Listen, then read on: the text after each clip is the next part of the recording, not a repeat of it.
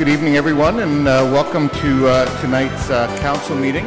Welcome also to those on Rogers Television who are joining us this evening watching on TV, as well as those who are also watching via the internet. If I can ask everyone to please stand for, as you're able, for the singing of O Canada. And tonight it's by Emily Hartman. O Canada, our home and native land, true patriot love in all thy sons command. With glowing hearts we see thee rise, the true north, strong and free. From far and wide, O Canada, we stand on guard for thee. God keep our land glorious and free. O Canada, we stand on guard for thee. O Canada, we stand on guard for thee.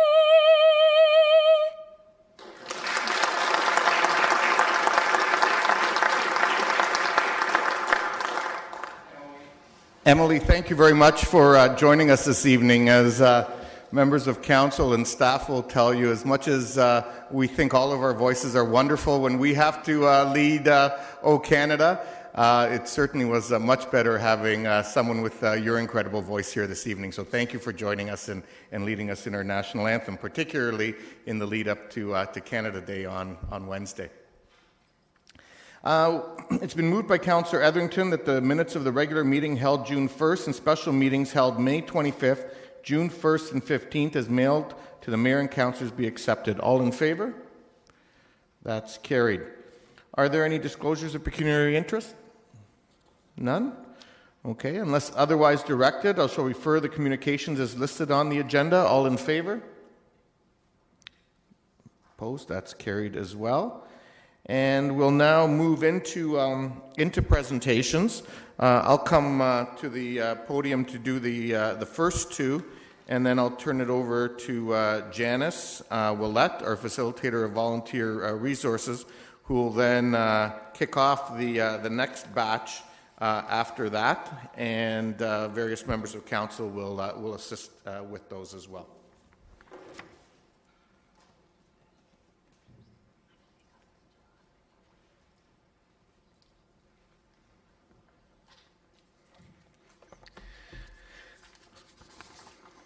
Members of council, it's my pleasure this evening to recognize two members of our staff who have achieved success in various municipal development programs. As council knows, we do encourage our staff to take on personal development, particularly as it relates to their professional municipal careers, and two of them have done that. And I'll begin with Daphne Livingstone. Daphne, as you know, works in our City Clerk's department, and Daphne recently completed her AMCTO Diploma in Municipal Administration. And so I'd like to invite Daphne forward and congratulate her on behalf of the city.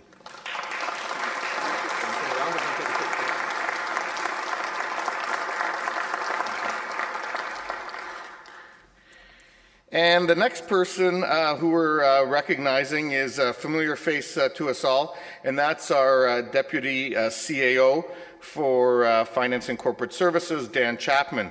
Dan has recently completed 10 years of dedication to public service and municipal management in the Canadian Association of Municipal Administrators in the management capacity. And so I would like to invite Dan over to receive a certificate as well as his 10-year CAMA pin.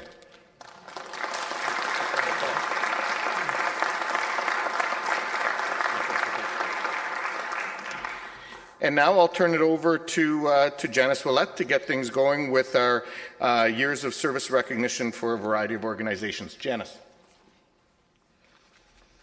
Mayor and Council, every year, Volunteer Resources focuses on a theme for engaging and celebrating our volunteers. This year, we have focused on how our volunteers are building a caring community and have been doing so for generations, creating a tradition of caring.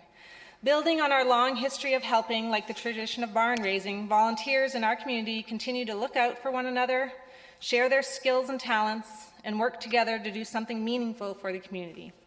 Tonight, it is my great pleasure to be here on behalf of all of City Council and staff who work alongside our volunteers to help you celebrate the long service milestone anniversaries of some of our affiliated volunteer groups. Neighbourhood associations and minor sports groups play an immeasurable role in the quality of life of our residents. The many lives these groups have impacted over their years of existence is a remarkable illustration of collective community action and the difference we can make when we work together to build a better Kitchener. And the volunteers who have led and supported these associations over the years are people from all walks of life who have adopted the pioneering spirit that is so much a part of Kitchener's fabric, true community builders. I invite our mayor to join me here at the podium now to recognize the tradition of caring these groups have supported over the years, to say thank you for what the current volunteers contribute today, and to inspire us to look forward to the caring city we're building together for tomorrow. We'll start with the presentations for minor sports groups. Healthy citizens make a healthy community. 40 minor sports organizations are affiliated with the City of Kitchener, operated by volunteers who serve as executive members, coaches, team managers, special event organizers, and fundraisers. From basketball to water polo, there is an activity for every sport enthusiast of all abilities. The first minor sports group we celebrate tonight is the Special Olympics Ontario Kitchener-Waterloo. Julie Weitzer, John Emsley, and Tanis Gaylor are here tonight to accept this certificate of appreciation and celebration for 15 years of community building. The Special Olympics Ontario Kitchener-Waterloo is a non-profit charitable organization dedicated to providing year-round sports tradition, training, and competition opportunities for individuals with an intellectual disability. The club provides much-needed physical education programs to more than 240 local athletes who benefit physically, mentally, and socially through their support of 170 dedicated volunteers. Thank you and congratulations. Especially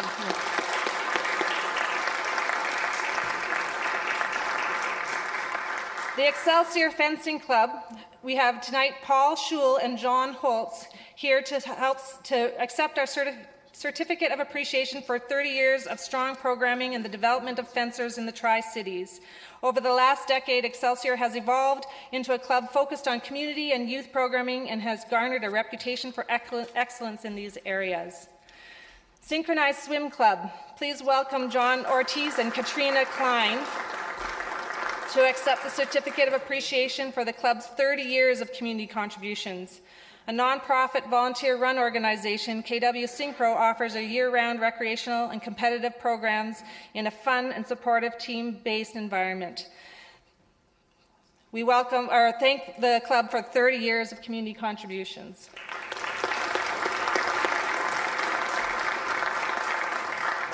Next, we have the KW Sidewinders Sledge Hockey Club. Jason Ryan and Chris Stakevich are here tonight to accept our appreciation for this KW Club, Sidewinders Sledge Hockey Club's 35 years of service in our community.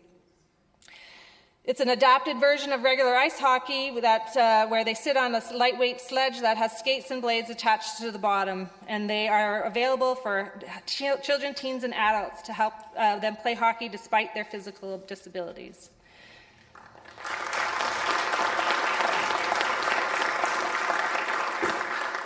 Next, we have the Southwest Kitchener Optimus T-Ball. Please welcome Cheryl Patterson and Gary Young and Helen Wilson from the club to accept a certificate of appreciation for 35 years that the club has been involved in the community.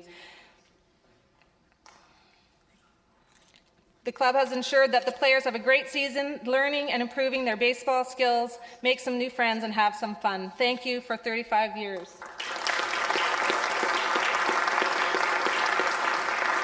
Next, we have Chris White and Natasha Alexic from the Forest Hill T-Ball Association to accept our appreciation for the club's 45 years of making a difference in their little leaguers. Their mission is to teach children the fundamentals of hitting, throwing, and catching in a team spirit and fun and supportive environment. A great introduction to baseball for 6 to 9-year-old boys and girls.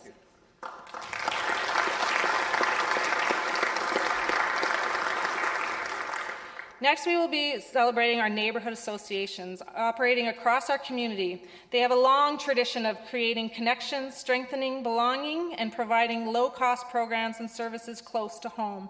The associations, some operating for generations, rely on teams of incredibly dedicated neighbourhood association volunteers, and we celebrate the milestone anniversaries of 6 of these associations tonight. First, we celebrate the Cherry Park Neighbourhood Association. Thank you to Henry Rasmussen for being here tonight on behalf of the Cherry Park Neighbourhood Association to accept our appreciation for the association's 20 years of service to their neighbourhood. The Cherry Park Neighbourhood Association is a dedicated group of neighbourhood volunteers who strive to encourage the participation of all their residents in decision impacting them in recreation programming and in social events like the awesome Cherry Festival that's happening this coming weekend.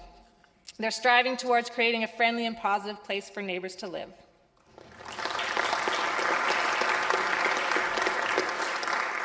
Next, we have the Victoria Park Neighbourhood Association, and we'd like to welcome Melissa Bowman and David Oper to celebrate their 40 years of service to the community this year.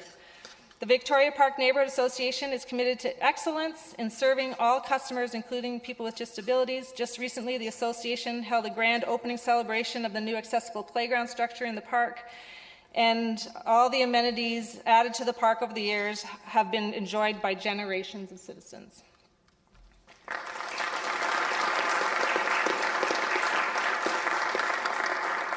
Our next neighbourhood group to be on tonight is the Downtown Neighbourhood Alliance, represented by, again, Melissa Bowman. The Downtown Alliance is a collaboration of neighbourhood associations, including Victoria Park Neighbourhood Association, Central Frederick, Old Berlin Town, Auditorium, Mount Hope, Bridget Park, and Cedar Hills. 10 years ago, these associations joined forces to bring neighbours together in the heart of the city at the Downtown Community Centre, and we thank them for their collaborative efforts over the last 10 years.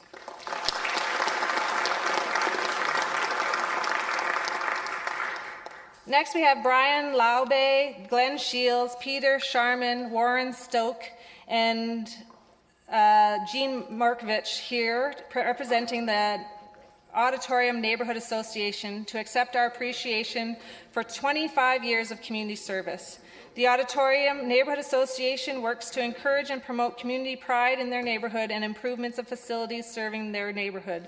A great example of their work is the revitalization of Nowell Park through a Festival of Neighbourhood grant won for their annual Wattle Fest event and other funds raised by the association. They've turned the park into a harmonious green space that invites neighbours to spend their time outside together.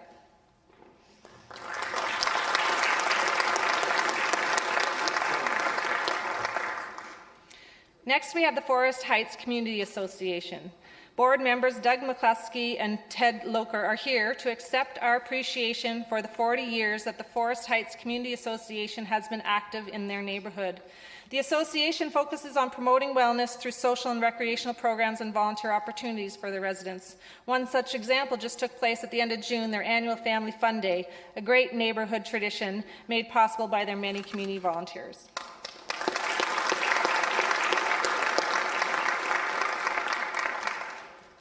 And last, but definitely not least, as they say, we welcome the representatives from the Pine Grove Neighbourhood Association, Bob McCall and Cheryl McCall, to accept our appreciation for the association's outstanding 55 years of action in their neighbourhood.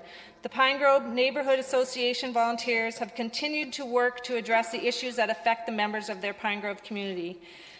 Please join us in sharing our appreciation to the group's 55 years of service in the Pine Grove neighbourhood.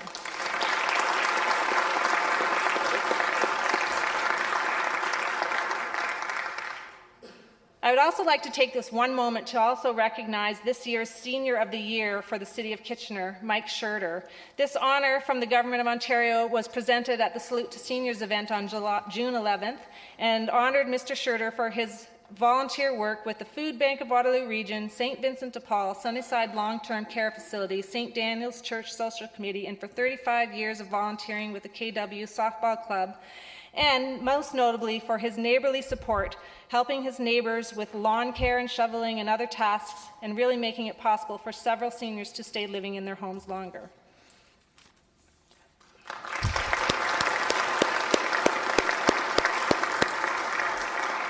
So please join me one last time for thanking and congratulating all the volunteers here tonight and for the years of service of all the organizations they represent. You're community builders, and we thank you for continuing our community's tradition of caring.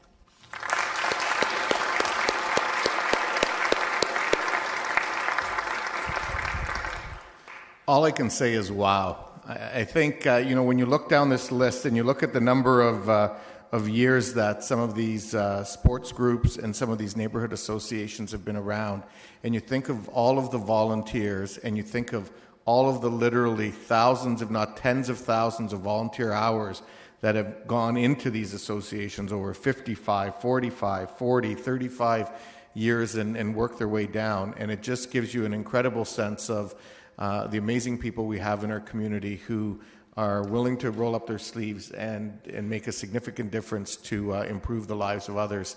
So on behalf of Council, let me thank all of you who had the opportunity to represent your organizations here today, but please pass on our thanks to the many, many other volunteers in your organizations. Our community is much better because of it, and so a heartfelt thank you to all of you, and one more round of applause.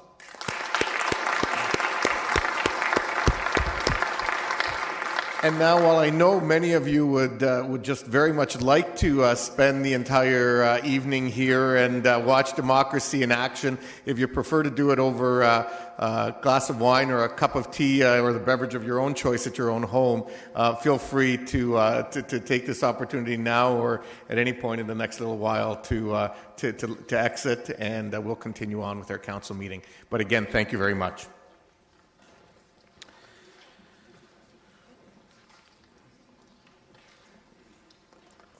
We'll just take a second while people are transitioning. I do want to, at this moment, remind delegations that they have 5 minutes to make their presentation.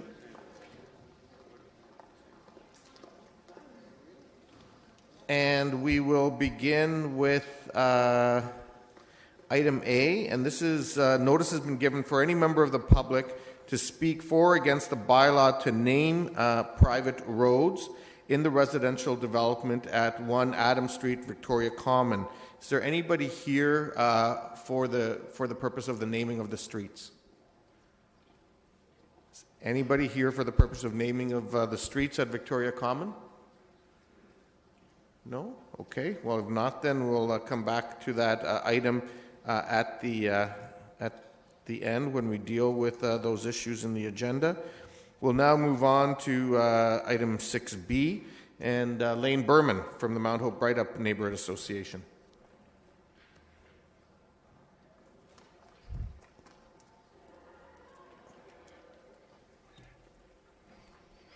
Hello, Council. I'm Mayor Verbanovic and other councillors as well as staff.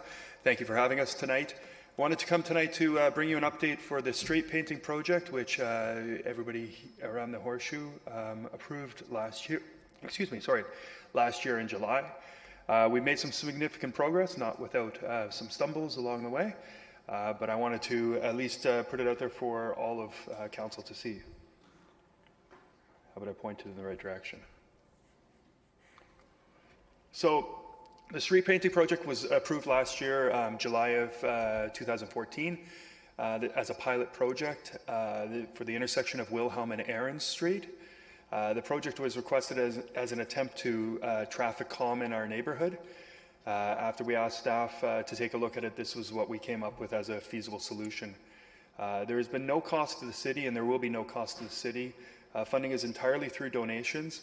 I'd like to thank Doug Bain from Hub Systems, who is donating all of the paint. Hazel from Sign Shack, who in our neighborhood, who is donating the stencils, and John Johnson, who's here with me today, who did the design work for the project. We had estimated a cost of about $500 for the painting. It's coming in well below that, which means we'll be able to use some of those funds to have a little bit of a party. We scheduled 6 public meetings throughout the winter to discuss what residents would like to see in the design. From that, we gathered some information. We also met with grade 1 students at King Edward Public School to discuss what their neighborhood meant to them and had them draw out their ideal intersection. It was quite interesting. Lots of monsters for some reason. And train tracks, that was the other one. We required 70 signatures and 13 trips out to get those signatures. Some of those trips were 1 hour, some of them were 2, some of them were 3 or 4. And when you start engaging residents, as I'm sure you all well know, it becomes sometimes a lengthy conversation that's very off topic. I also like to thank Councillor Marsh for her assistance with getting signatures. It's very important for us to have that assistance. So far, we've secured a drone to do some filming, a slushy machine to help out with the kiddies, a popcorn machine, and we're working on a time-lapse photography so that we can make sure that this is all done, as well as hopefully we can hijack somebody's Wi-Fi to run a Periscope throughout the event. And special thanks to John Johnson again from Bareface Design. So this is a fabulous design. So if you haven't seen it already, here it is. And the next one is a little bit bigger of an intersection. So maybe John can speak to the drawing itself. Hi. So this was a design that Lane and I originally discussed the idea of. I went to a couple of those meetings he talked about, and we went through different ideas. The idea came out of sort of Pennsylvania Dutch Mennonite hex symbols, which are actually painted on barns in order to bring good things into the barn. So using the city's heritage and its connection to that sort of community, I made our own sort of hex sign to go in the middle of the intersection and really bring good things into the intersection for everybody. So we tied in the elements of the shoe and the shirt and the chair and the suitcase that are on the bridge that's right near our neighborhood that was just built, as well as the heart and the button being the history of the city with its button making industry, and the heart just being the love of the neighborhood. And then finally there's the blue ring through the middle, which is to represent the Grand River, and the outer ring of handprints, which at the day of the party, the idea will be that all the kids will get involved and put their handprint on. So even if you can't get involved in more detailed painting, at least you can have your hand as a part of the intersection. Although hopefully you don't want to go look at it too much because it will be in the middle of an intersection. So that's basically the gist of the design. I hope people like it. So far, the response from our residents has been overwhelmingly positive. 2 residents were not willing to sign for personal reasons. There was concern raised about the surface area friction, especially by motorcyclists, and there was a request made for silica to be added to the paint, which it already comes with silica, which is great. And surprisingly, residents were really concerned about the points of the actual design, pointing to the cardinal directions, which we discussed with staff, and we felt that the white designs point almost north, south, east, and west, and we would just put a letter symbol on each of them. So I'd like to invite all of council and staff to come and join us on July 18th at 1 o'clock p.m. To paint the intersection. Our rain date is July 25th at 1 p.m. as well. Thank you.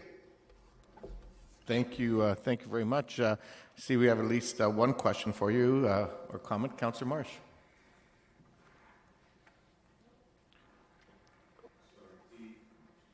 Just one sec. Staff are just actually switched us over already from a committee to a council meeting. Okay, so great. Go ahead. No questions. Just thank you so much for all your dedicated work, Lane, on getting this painted intersection from idea to reality. I'm so looking forward to seeing that on the road. It's going to be great. I have never heard a negative comment about it, so I think it's wonderful. And John, thank you for dedicating your time, for donating your time. You are already a professional graphic designer, and you've donated this time to make a beautiful design. So thank you very much. Great, and I too want to add my thanks to both of you and everyone else who's been involved with it, but in particular to you, Lane. I know this has been a labor of love since last year, and you were both passionate and persistent, and it demonstrates that both of those things not only pay off, but help to build great neighborhoods. And I think this will be a great placemaking kind of initiative, the kinds of things we want to do more of in the future. And thank you for all of your work in demonstrating how it can be done. Thank you. Okay, so with that, we'll move on to item C then, which is Mr. Shane Chapman of Chap Signs. Welcome, Mr. Chapman. Hi, thanks for your time. Never done this before. No worries, just relax. Yeah. And So I installed a pylon sign for Enterprise Rent-A-Car, and I thought I was following all the rules, but according to stay back far enough from the property line for the permit that I applied for, Enterprise, since the permit was applied for, put a cement wheelchair ramp in. So I had to move the sign. I stayed back the property line distance, but I moved it towards the middle of the building, and not knowing there was a bylaw that I had to be 15 meters from the neighbor's sign, and I'm only 12.06 meters. So. now, sir, are you aware that the recommendation on this is to approve it? Yes. Okay, great. I just wanted to come to support, to say you're supportive of that. Yeah, it's in case there was a question or Sure. something, right? So. Wonderful. Well, I don't see any questions on it.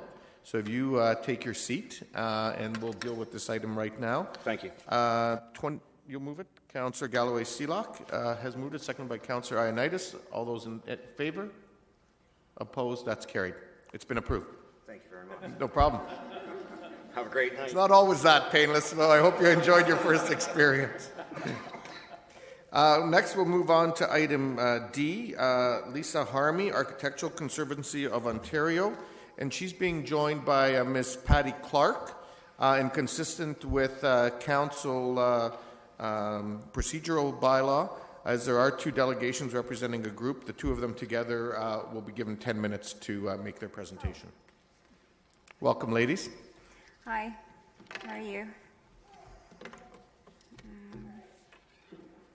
Just going to arrange your clock so that we don't go over. Okay.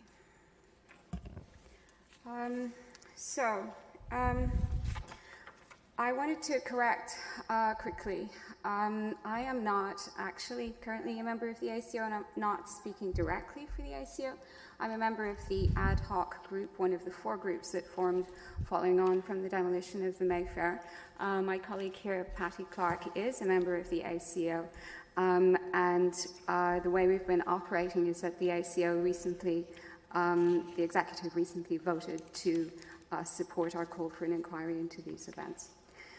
I wonder if we can start by agreeing that there has been a loss, or that we feel a loss. I have a set of 27 questions. These would be the nagging questions that were referred to in the record editorial of May 21st, titled An Unfair Fate from the Mayfair, for the Mayfair. This is a voice of Kitchener. This comes from Kitchener, the record. And one of the things they said, or one of the points they made, was that we would be left with the rather nagging questions in addition to the gaping hole. No one wanted to see the Mayfair knocked down, they wrote, which makes its loss all the more puzzling. If Kitchener can't save buildings it has actively tried to preserve, what hope is there now that it can do what is needed to save other structures? We feel that cities that are well run, that have a fully transparent process, can preserve heritage and that have the correct procedures in place. We feel that far from simply dragging people over old ground, an independent inquiry will stand to, rather as the initial point was made, an independent inquiry will actually inform people, will allow both council and city to know more about what happened and why it happened and who did what. And we believe that it's a crisis worth examining, not a crisis to let go. So I'm going to read you the set of questions that were put together, not by me, but by a group of people over 2 or 3 meetings, I believe, with a whiteboard. The first question is, why did the CBO let only those people he approved of enter the building? Why did he refuse to let others enter? Why were offers to inspect the building's condition by engineers and architects with heritage expertise consistently refused at all stages of the project, even when the 156 to 158 portion of elevation was still standing and set to have a significant portion of it saved? Even at that point, we refused the possibility of having an expert look at it to keep it. Why were both engineering reports not made available to the public when demolition was being considered as the primary option, i.e. when it was an emergency? The engineering reports did not say the building could not be saved. May we see the estimate that showed it was too expensive to preserve the building, assuming there was an estimate? Why was there no consideration given to facade retention beyond cost in the Blackwell reports? Did the city have professional engineers on staff who reviewed the consultants' reports? If so, can we see their comments? Can the full details of the Ministry of Labour dispute and delay during demolition be made public? Can records of all interactions with the Ministry of Labour during the current owner's tenure be made public? Is it not common to use water hoses during demolition to slake dust? Why was this not done during the early days of the demolition? How much has the demolition cost the city in staff time and materials? Has the city calculated the value of the tourism dollars lost due to the loss of these buildings and the unattractive streetscape which results, assuming that that can be calculated? How much is the loss? Has the Economic Development Department estimated the cost of the demolition disruption to downtown businesses? An easier one to calculate, I imagine, being a bit more tangible. What is that cost? How do the BIA members feel about the demolition and its effects? What is the cost to the environment of the demolition, for example, trucking debris to the landfill, carbon footprint and loss of embodied energy? How can we ask for city and council to have accountability with the chief building official's office? Why was there a delay in completing the designation of the building after council approved this action in 2008? Does the city feel it's adequately resourced to intervene in situations where designation is delayed too long, or in situations like this at all? If not, what is the city planning to do? In 2005, the province granted municipalities the power to remediate heritage buildings and bill owners through their property taxes. Why has the city not enacted such a bylaw? Unoccupied buildings fall into disrepair. What are the city's plans to fill empty downtown buildings, especially ones it owns? And the reference here is to the Legion building on Ontario Street North. Can the city release the building condition assessment of the Mayfair done before the city purchased it, and any other building condition assessments done since it has been sold? What were the standards that informed the efforts used or not used to winterize the Mayfair in 2014? On what basis was a permit issued for the removal of the interior finishes and partitions? Can it be made available? Quadrangle architects were hired to do measured drawings and photos of the Mayfair building. Can that information also please be made available? Were the granite stones from Mayfair upper extension saved? And if so, where are they and how are they stored? Did the heritage planner receive a covenant as to where salvaged brick and other elements would be stored? Was a GRP ground radar penetrating survey done together with sinkhole repair before or after demolition on the roadways around the site? If so, can the results be made available? The final question in my set, which number 27, missing my clock, was the extent of documentation given to the, or what was the extent of documentation given to the demolition contractor, and can the material be made available? That's the full set of questions that I have, and I would like, we came as a joint delegation with the intention that Patty would help with the answering of questions as well, and she didn't intend to have a separate speech, and I've gone over to 7 minutes.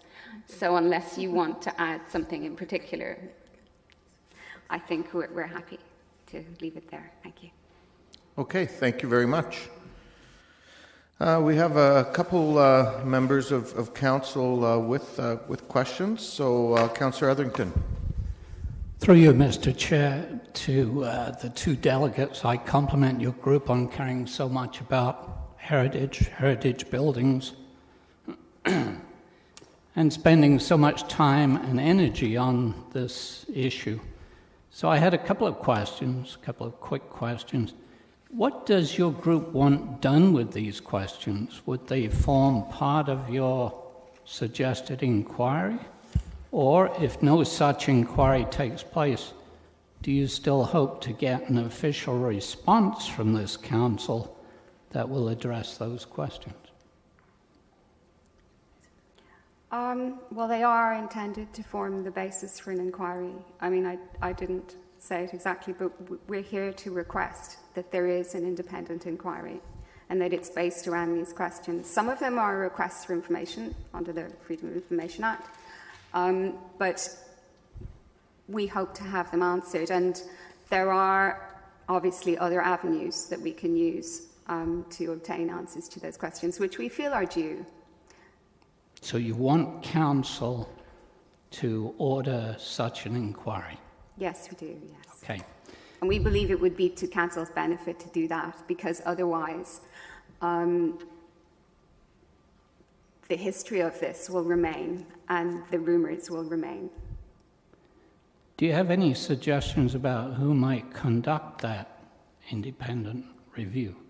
Well, as we've gone along through this, we have been able to provide a list of experts that exist. There are many experts that exist in this province on this subject.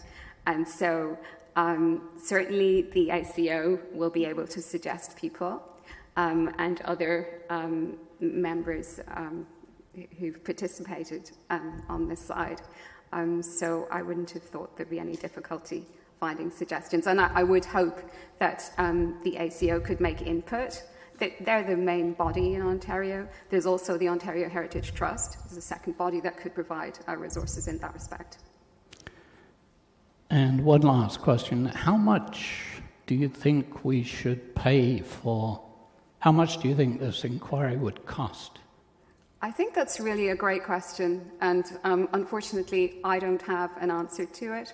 I certainly wouldn't expect it to go over, 20,000 or something. We've had estimates on what legal action will cost, and that proceeds by the hour in the hundreds of dollars, obviously, and the retainer usually runs to several thousand. So, I really feel, actually, as advocates, that all that is ever done is that we ask questions, and we are entitled to ask questions, regardless of our level of expertise and regardless of our resources to fund those or to resource them. And so really the answer to that is I'm not too sure. Okay. And I appreciate your answers. I agree with your answers. Mr. Chair, I'll have some comments when we answer all the questions. And I want to attempt a motion, but I'm sure you'll have something to say on that. Thank you. Well, you're the first one to ask for the motion, so I'll give you the floor when the time comes. Councillor Fernandez. Yes, thank you. Thank you, ladies, for coming in. And I've been following, of course, with keen interest the emails that have been going forwards and backwards. Your questions are very important, and I think it's really important for us to answer them. There are some questions that I wonder if, I guess if I was to look at the 27 questions, if you prioritize them in what you think are the most important ones to be answered, or do you feel that the majority of these questions need to be answered? And you alluded to the public's opinion and the rumors, and can you maybe elaborate on that a little bit more?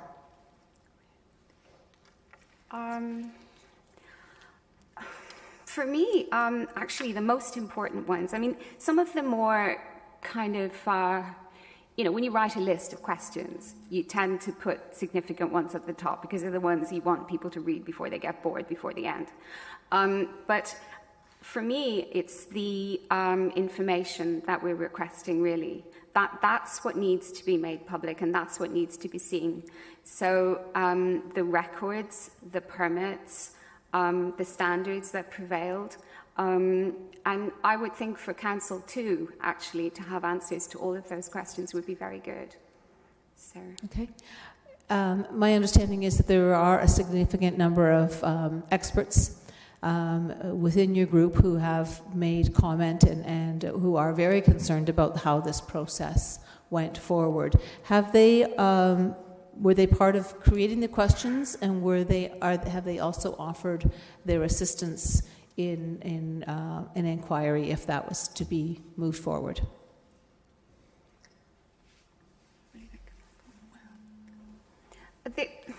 The questions were circulated to from the ACO's mailing list to everybody. Actually, we had a mixture of people putting them together. As I mentioned before, there were no less than 4 groups that formed after this happened. Mm-hmm. That's the scale of response that's needed. There was 23 people that turned up to an ad hoc meeting in somebody's home, but they were mixed between engineers and architects professionals, actually, who have taken an interest in seeing that really good standards prevail here. But there were also regular people, citizens who are interested in their environment, and ACO members as well. So does that answer? I can't remember. Yeah, it does. No, I think it's important for the general public here today and the rest of council to understand that there were many professionals that were part of those ad hoc groups who were putting these questions together and had great concerns. One last sort of question. And that is, you alluded to rumors and concerns about what the public in general is feeling about this. Can you elaborate on that a little bit more? Do you want to say something? Well, this situation is not regular. I don't think that anybody can defend it as being regular. A situation of sheer panic.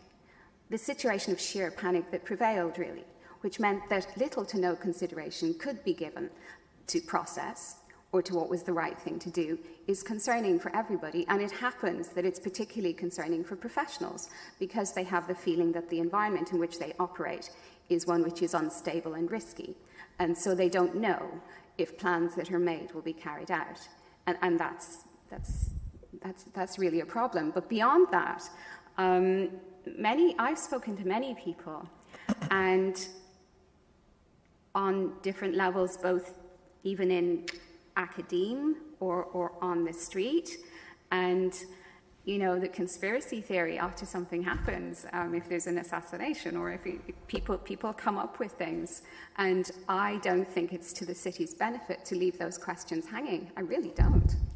And what do they say? They say, oh, the first time is, unlucky. The second time is foolish. And then the third time questions have to be asked. I don't feel it's good enough. Thank you so much for your time and your energy and your very frank and honest answers. I appreciate that. Councillor Marsh. I'm next. Okay. Thank you for coming in and for bringing forward all these very important questions. I agree that we need to have a more proactive approach when we look at heritage buildings. And I did diligently read all the 25 questions that were forwarded to me. 27. There are 25 questions on the sheet that was given to me. Excuse me. Yeah, so then you added 2, and then when you read them out, they were certainly not in the same order. So I'm sure that, if we were to organize these questions in terms of future focus, general focus, and looking back at the process that was followed for the Mayfair and the Heman building, I think we would have, a more reasonable way of looking at it, because really, in my personal opinion, a general inquiry or an independent review of all that went down, would for me, I guess I should form this in the form of a question. Do you feel that all these questions, which have varying levels of focus on what did happen, and some of them no focus on what did happen, but more on what should happen future, don't you think that there might be other ways to approach this other than an independent review that looks like we're completely untrusting of the process that happened in the first place? Do you want to say something? It's all falling to me. Sorry. But we are untrusting of the process because there wasn't one. Mm-hmm. So that would be the reason why we feel that it should be dealt with independently. Mm-hmm. Because... Mm-hmm. Go ahead, Patty. As you said, there are the questions are all over the map, but that's the way they came in, and there was some work done to try to work that around. But still, there are questions coming from a lot of different directions, and probably in your job they're coming to you as well. So I can see that this is an idea of how to do it, but I think that there's a pretty strong feeling that something needs to be something needs to be looked at here. Right. And there are, we do feel, the Ombudsman of Ontario does look into such cases. In fact, I'm not sure if that's the system that prevails here, because I know it doesn't prevail in every municipality in that way. And the PEO, which is the Engineers Association of Ontario, may also take an interest. Mm-hmm. And obviously there's also a straightforward legal route to obtain, not straightforward, excuse me, a legal route to obtain answers to these kind of questions that people ask. Mm-hmm. So there are many ways that it could be addressed. And as far as process is concerned, we think it's wonderful that Kitchener Heritage is moving to establish and to improve its process and so on. But nonetheless, the fact of the matter is that they were, or had to be, relatively silent during this process. And we would really like to see, at arm's length, operating as we do at arm's length, we would like to see them further empowered, so that I see buildings on King Street at the moment that are not looking as they ought, or are looking like they won't be around very much longer. So we feel that there's an effort to be made somehow to empower Kitchener Heritage further than it is currently. Okay, resources thank you. I'll have a question of staff at the appropriate time. Okay, thank you. Councillor Schneider? Yes. So with what you're wanting to accomplish with this inquiry, is the goal for improved practices moving forward? Of course. Yes, of course. But also to dispel the suspicion of, at best, just sloppiness, at worst, some kind of personal gain throughout the process for one of the actors. We would really like to see that dispelled and addressed. which, in my view, is what an inquiry does. Okay. And I know there's a lot of emotion around a heritage issue, but in my office, I have 3 books on the history of Kitchener. One written by Rich Mills, one by John English and Kenneth McLaughlin, Which I have. and one by Bill Moyer. And during the height of all this, I went through these books. Not once in the index is there any mention of the Mayfair Hotel. Do you know why that might be? No, maybe it was called something different. I don't know. Well, thank you. Or maybe even it was to do with the unfortunate stain that hangs over the building and the fact that for some reason we can't seem to handle the idea of having a little bit of grit in the city. I mean, you know, I don't actually think that a building is forever tainted by its past or by those who have occupied it. I mean, okay, if I can digress, I grew up in Dublin. I was educated in Dublin. And in Ireland for a very long time, they wanted to knock down everything that was left that the British had built. And then, at a certain point, they got sense and they thought, well, hang on, these are good buildings. And just because they were built by an invading power doesn't mean that we have to get rid of them all. And then they began to make something of the city, and it's an amazing city. So. Yeah, no, I'm not insinuating that it is for that. I was just saying for its historical significance, for 3 authors not to mention it is a little strange to me. There would be a lot of buildings not mentioned in those 3. I mean, that's. I don't see the connection at all. Actually, I don't. Well, I would just suspect. I mean, it's that, not that the city hall. It's not, you know. No, but there's many other businesses and places mentioned in pictures, but the Mayfair from all 3 was missing. Right, and Heman Hardware wasn't mentioned there either. Then. Heman may have a mention, I think, in this book. But would you be questioning the evaluation that Heritage Kitchener gave on the building in terms of it being of value? No, I'm not questioning. I'm just saying 3 historical books did not mention it. That's all. I expect if you saw 3 books that were specifically on the architecture in Kitchener, that would be a different matter. These are history of Kitchener books. You know, they cover a lot of aspects of history. Yeah. But anyway. Okay, thank you. Yeah. Maybe it'll go in now. Councillor Ioannidis. Thank you, Mayor Urbanovich.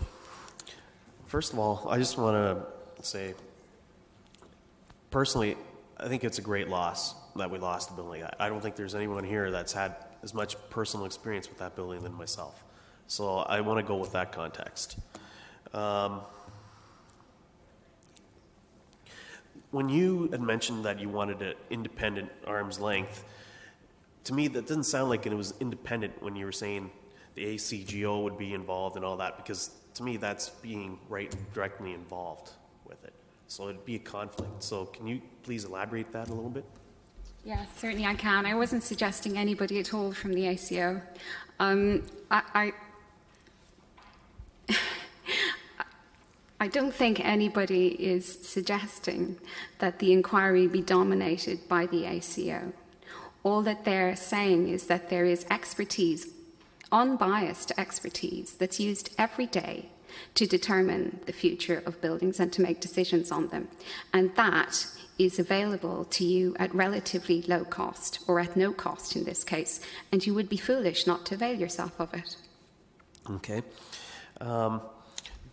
As far as all the citizens that are involved in this inquiry do you have a list of those citizens? I have 107 signatures on a petition, online petition. We have a list of ACO members, and the ACO executive has supported this. So we have that.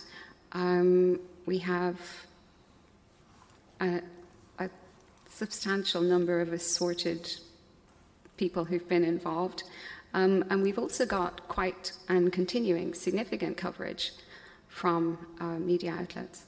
Okay, so if there was an independent inquiry, then those individuals would be, in your opinion, removed from the process? How would they be removed from? Because they have an interest in this project. So if they were involved, they wouldn't really technically be. They wouldn't be third party.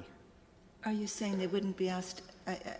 There would be no questions asked of them? Is that what you're saying? No, because they have a vested interest, because they've signed the petition, they have a position, and if they were involved in the process, it would taint the position. So this is not meant to be adversarial, really. I mean, it's.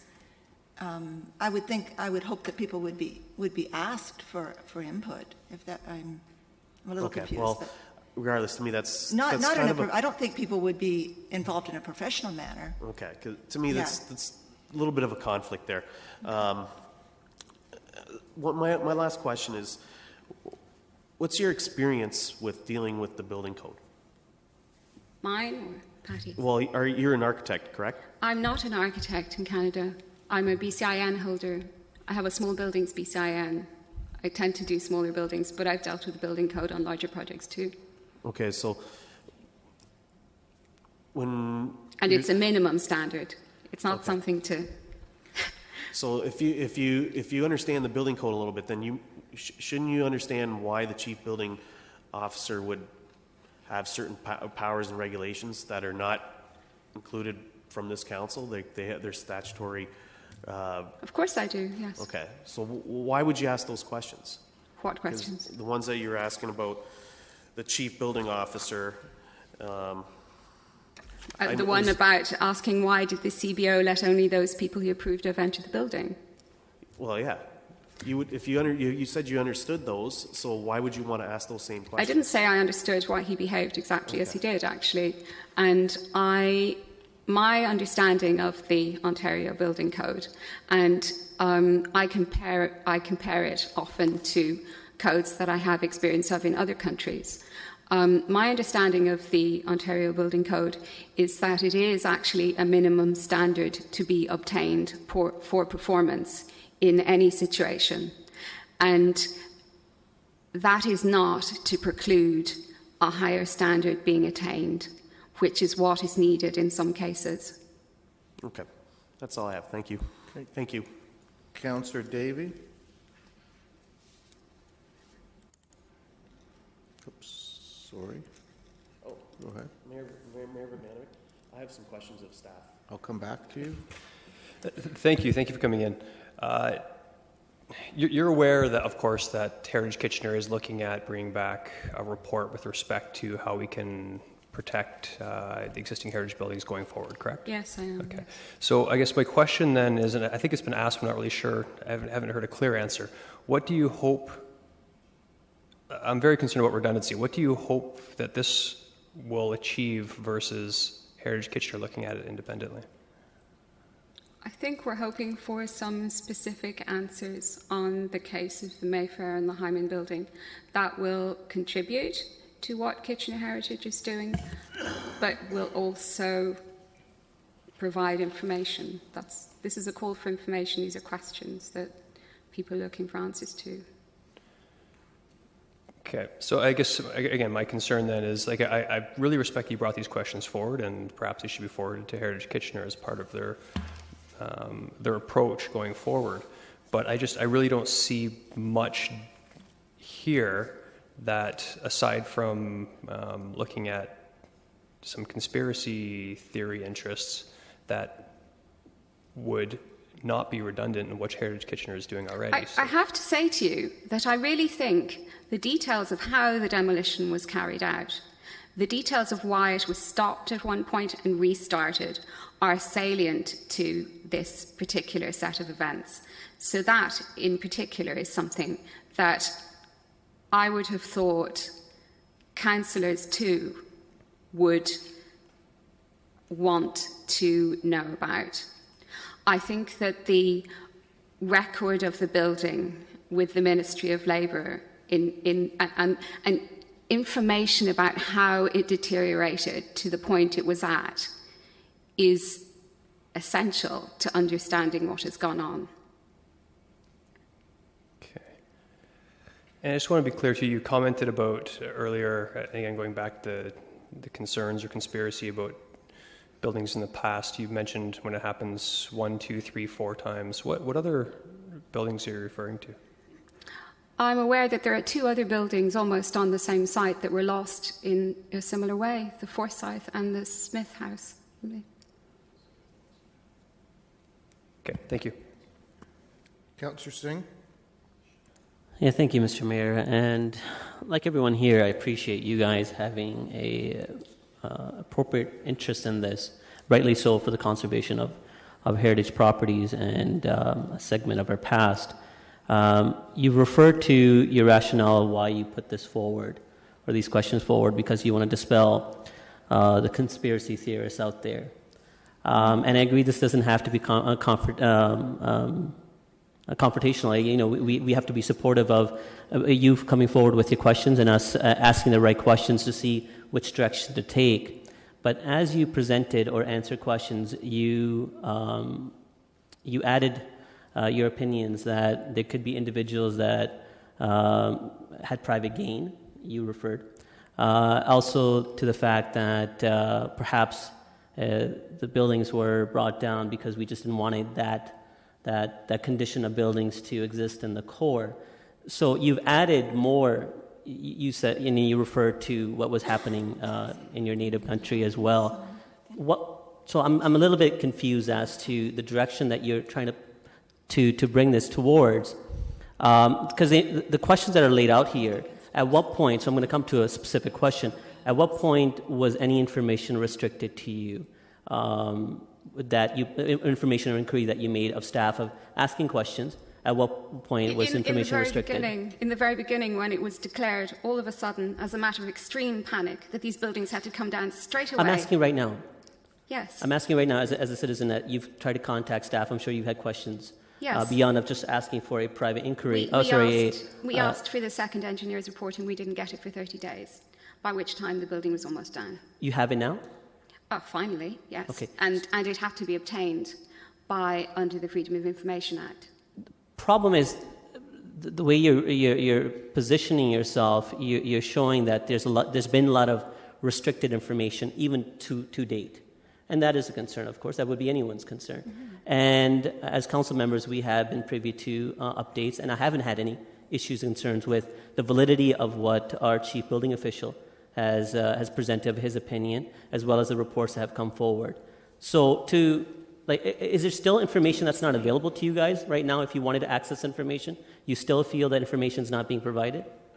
Well, I haven't seen the Ministry of Labour record for the building, from the point at which it was determined that it was sound to the point at which it was determined that it was unsound. Okay, all right. The connection of that information, the necessity of that information, I don't understand. I guess I can ask questions of staff. But I just wanted to clarify, at what point has information been restricted, or are you still concerned that information is not being available? The thing is, the relevance of the information that you really require, that you're saying to dispel conspiracy theorists, because you can go in many different directions. There's no end to that type of questioning. That's my concern. At what point, what level of information can be investigated, provided, would dispel your concerns? I'm not certain. I think the conspiracy reference came from Councillor Ioannidis there. Is that correct? No, actually. No, you referenced it. Yeah. Okay. Oh, not you. I think one of the delegates referenced it, actually. Okay. That your concern was that you wanted more investigation into the matters or what led up to the process, because there's a lot of conspiracy theorists out there, and your effort of bringing this forward is because you want to dispel it. And my concern was, as you provided information through questions answering, you added a few extra points which did exactly that point of adding kind of that murkiness of who benefited or why was it. Can I just say that failure to follow any kind of process that is capable of being defended is in itself a retention of information. Well, and that's where I think we differ a little bit, and I'll make my comment afterwards. Did you finish off your questions? Because you're almost out of time. I still have time? You still have 30 seconds. Oh, okay, perfect. I will. You're referencing a process, and we're looking into the exact thing. of establishing that process. But I'm talking about the specific And I'm- process with Okay, regard one at to a this time. building. Councillor Singh, what's your question? My question was, I just wanted to rebuttal and say that we didn't have a process because we were dealing with matters that we didn't know of, that came very sudden. We dealt with matters as they came, but the process is being looked at right now. Okay, Councillor Galloway-Seelock. Yeah. My question is, do you believe that there may be an interim step before pushing for a full inquiry where we just have staff answer the questions and provide any information that you request? Do you think that's a first kind of level step to take before we go to the full inquiry? I just looked at your 25 questions that we have access to, and there may only be 3 or 4 that we may not be able to answer. Some of them are yes and no, right? Or providing information.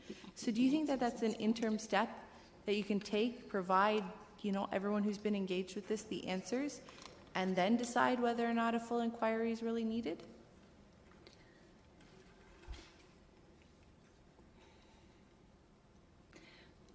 We were making a real effort tonight to not really get into to not get into the specifics of exactly what went on. I mean, this building is down, and that's fair. Yeah, I don't want to go there either. Yeah, exactly. I think it's answering the questions that's required. So that's and if that process yielded the answers to the questions, then I don't think there would be a problem. But the reason, I suppose, some of the questions are, as you say, kind of qualitative, not so much concerned with specifics. But and of course, then with those, the problem is that coming from within the city, it's kind of biased, and it's potentially biased, and it's not guided. But you're going to get the same answers from the inquiry because they're going to have to interview the staff person who made the decisions, right? But many of these issues didn't involve the staff. They don't involve the staff.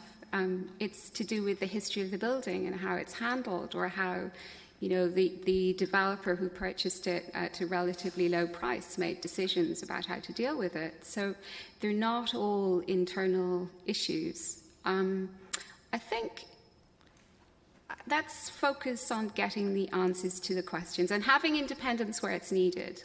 Right. No, and I like I said, I think there's some questions that we may not be able to answer, but let's give it a shot. And because I have no problem asking staff to try and answer some of these questions. And then if they're the ones that really have the importance for you guys and you get the information you need, then we may not need to go independent. But maybe that is probably be a matter for study, I suppose. Right. It sounds like it's a matter for study and examination. So I think at the appropriate time, I know Councillor Etherington's looking at something a little bit stronger, but I'd be prepared to bring something of that nature forward, or have him do so at the appropriate time. Okay, thank you. Councillor Marsh.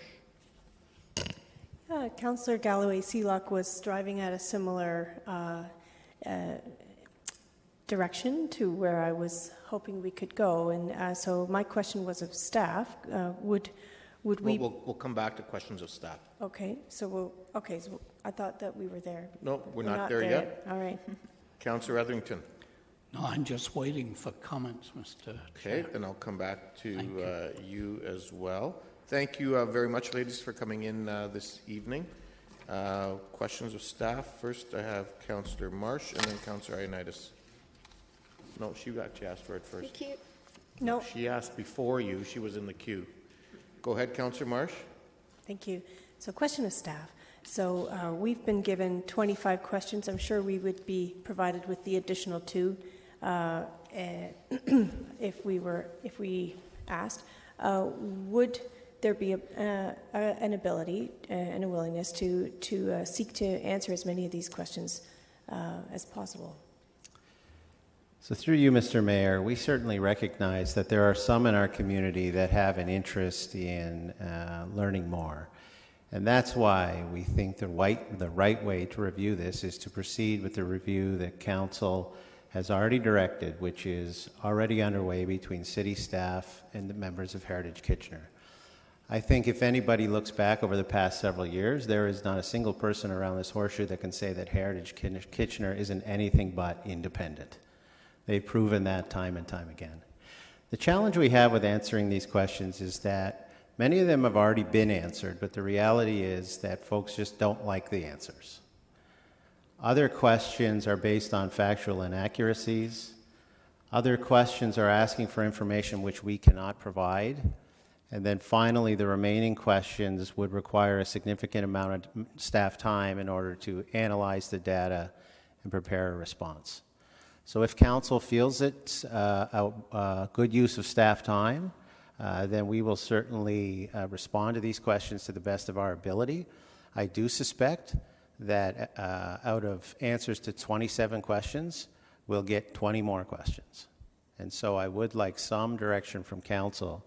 We're more than happy to provide the answers to the best of our ability, but at some point we need to know from you how much time do you want us spending on this? Mm-hmm. All right, so I will support, at the time support Councillor Galloway-Seelock's general direction in that regard. Councillor Ioannidis. Thank you, Mayor Urbanovich. I guess my question would be directed to Mr. May. And so let's just hypothetically, if this council chooses to pass a resolution in requesting an independent inquiry, what kind of cost would that be associated with? Through you, Mr. Mayor, that's certainly a tough question to answer, and it's one that that I did speak to a few folks around City Hall today to see if we could ballpark it. The reality is, without knowing the scope of what this independent inquiry might look like, who would be engaged, what data, what qualifications would be requiring, it's difficult. Having said that, we would estimate that it wouldn't be out of the realm of possibility that a review like that could cost between $50,000 and $100,000. Certainly there are other types of judicial reviews which can cost much more than that.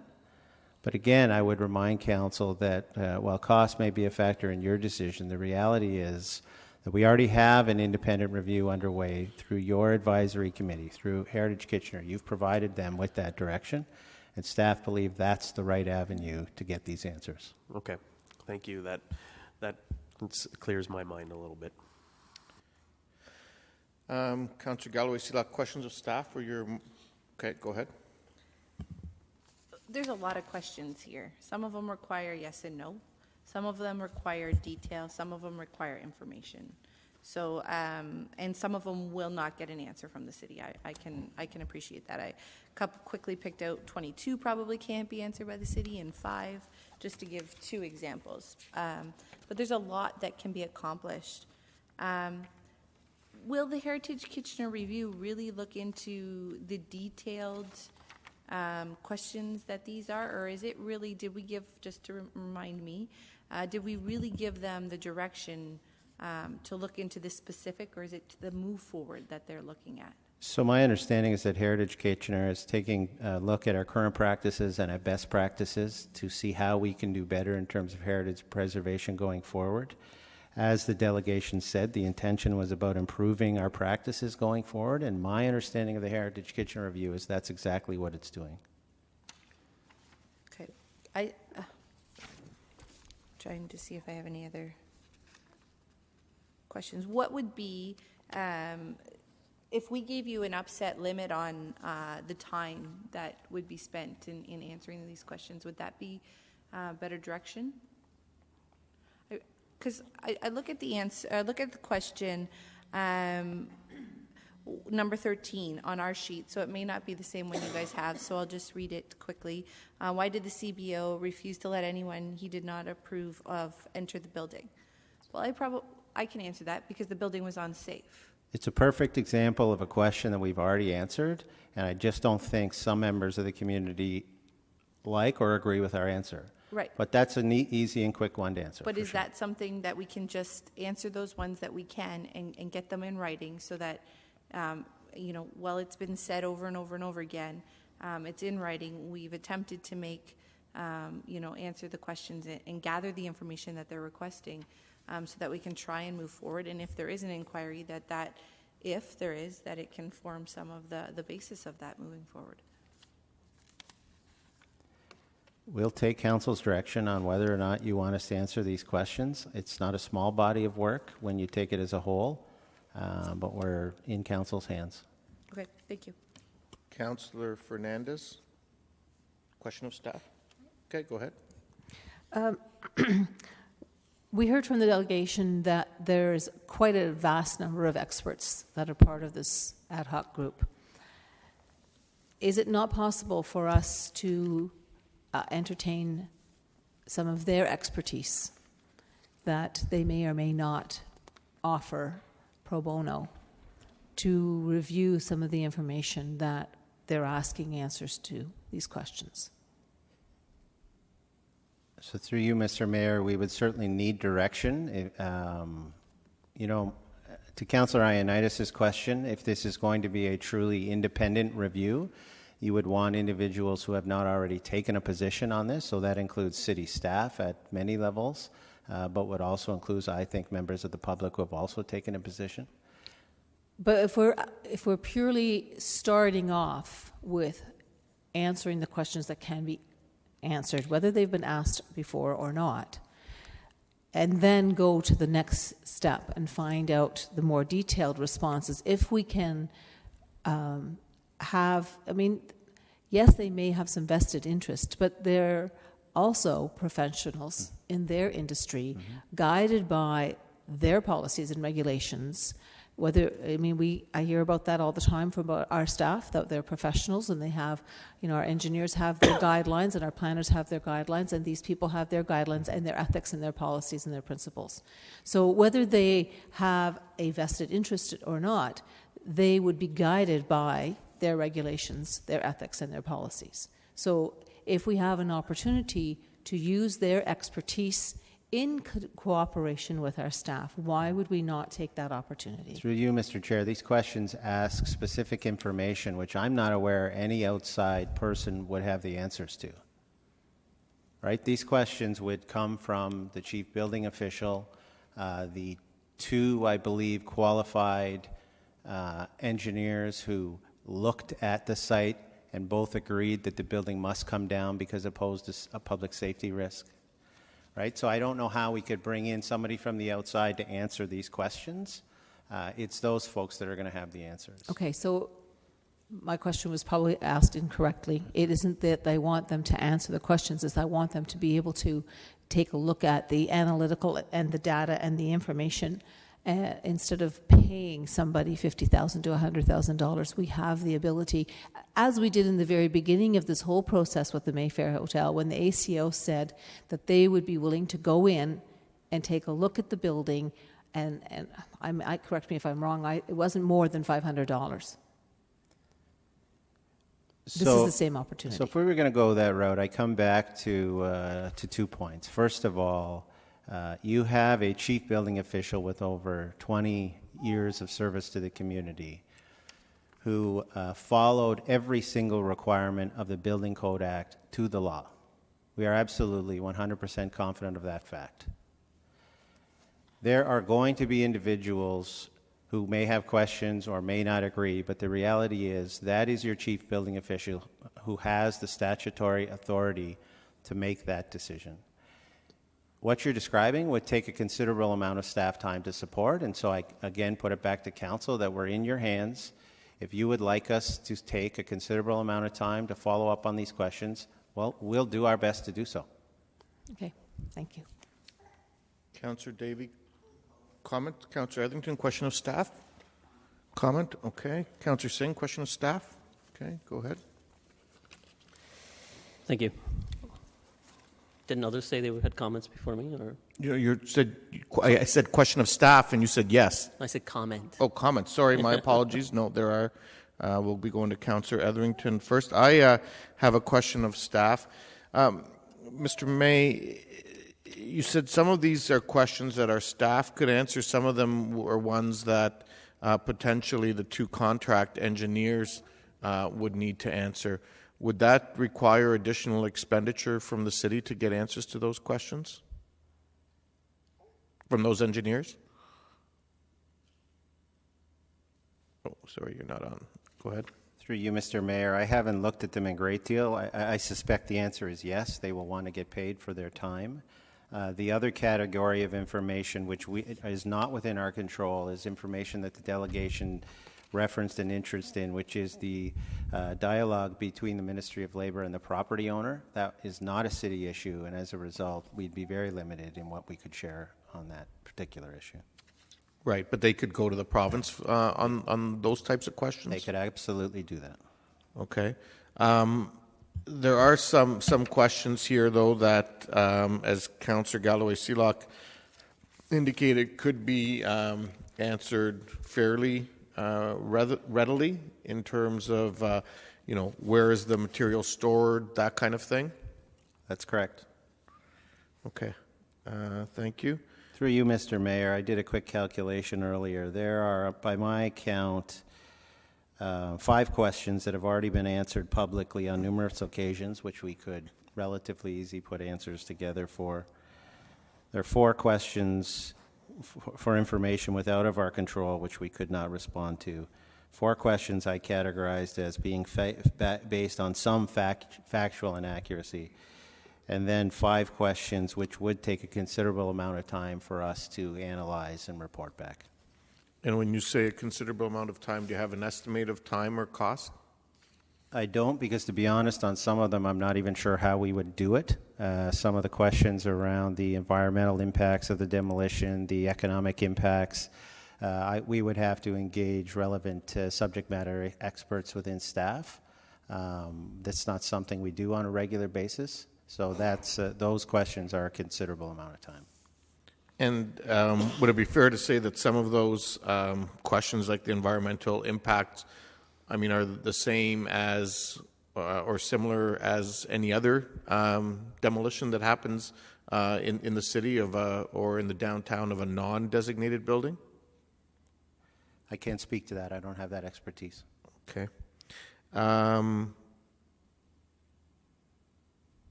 Okay, that's all the questions I have. So, Councillor Etherington, I said I would come back to you first with respect to a motion. Well, comments first. You have to put a motion on the floor first? Okay, the motion is in the hands of the clerk, and I've distributed copies to councillors. Do you want me to read it or just read it on the screen? I think folks can read it on the screen, and if the clerk can post it, please. And do you want me to comment now, Mr. Chair? First of all, is there a seconder for this motion? Seconded by Councillor Fernandez. Okay. So go ahead then. You can speak to it. Through you, Mr. Mayor, I would respectfully suggest, and I stress the respectfully, that in relation to these 2 downtown demolitions, I believe there was a lack of transparency, despite the fact most councillors campaigned on that issue of transparency. Among those who care deeply in our community, this has created a belief, not a conspiracy theory, that council wanted to see a shiny new downtown building on the Mayfair site rather than make a real effort to save 2 heritage buildings. We've lost the trust and respect of this group, and I would add that this is not a group of screaming radicals. These are sensible, caring people about our history and heritage. Council was told and believed the buildings represented a dire public risk and had to be torn down immediately to avoid being flattened by high wind or bad weather. Of course, what happened was that the demolitions took almost 2 months to complete and at least a month to start, and they survived bad weather. So that surely has a bearing on what staff has just been talking about. Now, as far as the Heritage Committee is concerned, I'm choking on that one. In addition, councillors ignored the recommendation of its own Heritage Committee. We can't rewrite that history. And that came from an emergency meeting held a few hours before council was asked to delay demolition and seek the opinion of a cultural heritage expert, by the Heritage Committee in order to identify ways to save the buildings or perhaps the facade of the heritage buildings. And now we tell these doubters that we will pay close attention to whatever the Heritage Committee recommends to us? No wonder these advocates are demanding an independent inquiry. The group has my support, and I have prepared a motion in support of an investigation that has been circulated to councillors. Now, I apologize for the notice or lack of notice on this. I delayed it because I assumed that we would have two heritage councillors, Councillor Gazzola and Councillor Yanetsky, present tonight. And one of them would surely prepare a similar motion. Now, I assumed that, but unfortunately, one is on vacation and one is at a conference.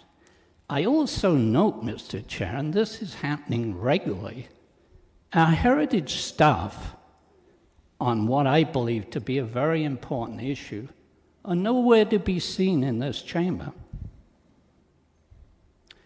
I believe that such an inquiry represents one of the few meaningful ways we can learn from or prevent other mistakes involving the remaining heritage buildings. And for that reason, I would ask Council to give me some indulgence and waive the procedure that I'm told requires 2/3 of Council, not even of Council present. I'm told it's 2/3 of the total Council, including the two that are away, to consider this motion on what I think is a very important matter. Thank you. First of all, Councillor Ellington, I mean, I guess I would look to the clerk, but I would tell you that because this issue is on the agenda, we were having delegations to it. It's certainly was known that we were going to be dealing with this, and the council may be taking some action based on the delegation. So it's not my view that I require a 2/3 consideration of a particular motion one way or the other.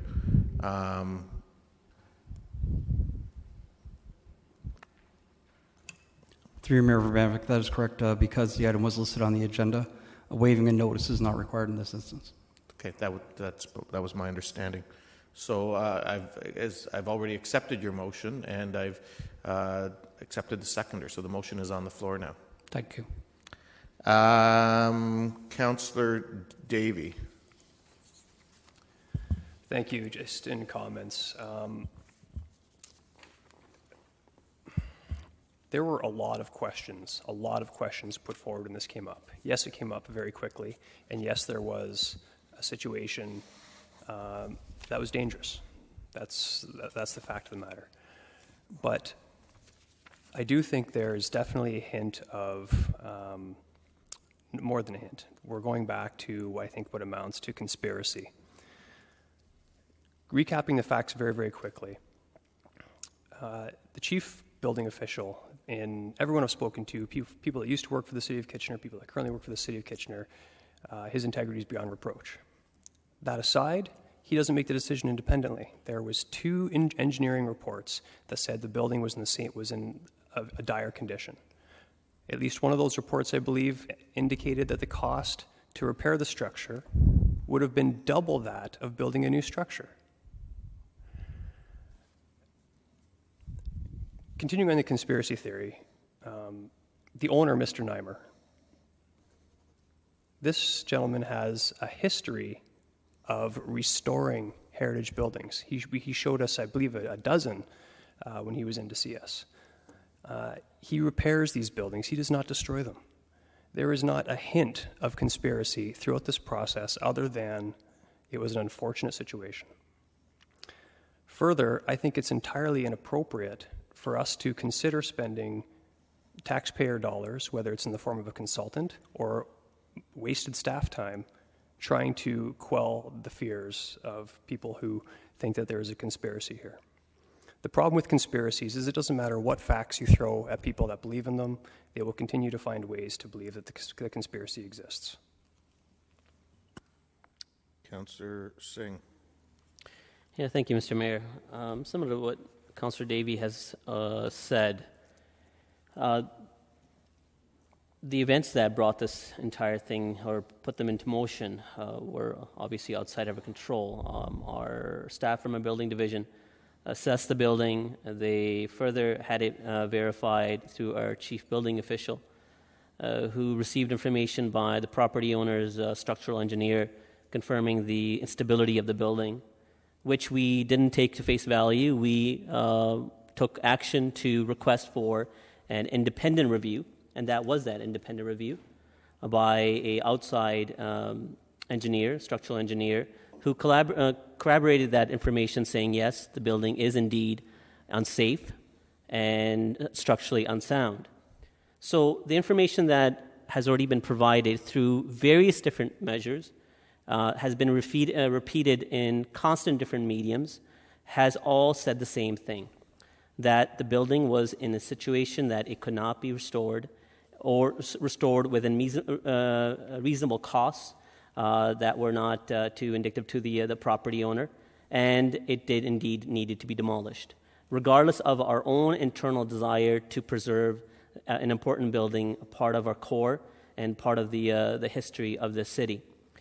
To continue on raising those same concerns of valid information that's already before us and nitpicking to raise concerns to insinuate that there's something that was done wrong. My concern is not that I don't believe in transparency, far from it. Part of me wants to support this only to make that point clear that all of us here feel very strongly about transparency and openness when engaging with our citizens. But at the same time, by proceeding and accepting what the motion has been put in place by Councillor Etherington, by accepting the proposition and some of the points that the delegates made, is, I think, doing a service to ourselves because they are not factual. I am of strong opinion. The information provided by our chief building official, information provided by the structural engineers is correct, it's valid, and beyond that, there's nothing more that could have been done. There is a process that we need to establish in assessing buildings or ensuring something like this doesn't happen in situations that are not outside of control. I think it's unfair to associate what happened with the Mayfair in what we can do in ensuring preservation of other buildings, because this was completely outside of control, not within what we could have managed to do at that point. So I cannot support, reluctantly, I cannot support the motion or the opinion that's been set by the delegates, simply because I think it would shed a more shadow of doubt as to what the information that was provided, which was sound, which was clear, and looking into it any further would only do disservice and disrespect our staff, who we value and respect considerably, as well as, of course, the engineers that provided the information, who follow certain guiding principles and code of ethics in when they do provide their opinion. And I place a lot of confidence in that. So based on that, I reluctantly can't support the motion. Councillor Marsh. Thank you. I want to applaud the Ms. Harmy and the other delegate, Patty, for coming and taking the time, to really share these thoughts. I take them seriously. I also support the notion of transparency in government, in our government. This was a set of questions that were put together. They didn't want to be exclusive, so they just included all the questions that were given to them. First there were 25, and then there were 2 more, so they just added them on, and then there were a couple more that were brought forward even during the presentation, and that's fine. Ask all the questions, that's important. But if we were to go ahead and just design a full public independent inquiry just based on everybody and everybody's questions in a very, not even listed in terms of importance or level of detail. I think that would be irresponsible use of taxpayer money. I think that we can get more creative with the solution and come to a solution that satisfies the majority of people's concerns and is also not going to be onerous on staff time. I would commit to sitting down, should this motion fail, I would commit to sitting down with representatives of the 4 groups and looking at these questions and seeing if we can put them in an organized fashion, and then and proceed with looking to staff to see which questions are easily answered just like that and which ones would take more time, and let's prioritize the questions and see how many we can just answer without much difficulty. Councillor Galloway-Sealock. Yeah, as indicated previously, I have a separate motion. I did get a chance to write it out. It's not perfect by any stretch, but I did get a chance to write it out in very scribbled handwriting. I apologize for that. I can't support Councillor Etherington at this time because I'm not prepared to go there. I don't think we need to go there. I think there's the ability for a medium step at this point in time. And so my motion would be as follows.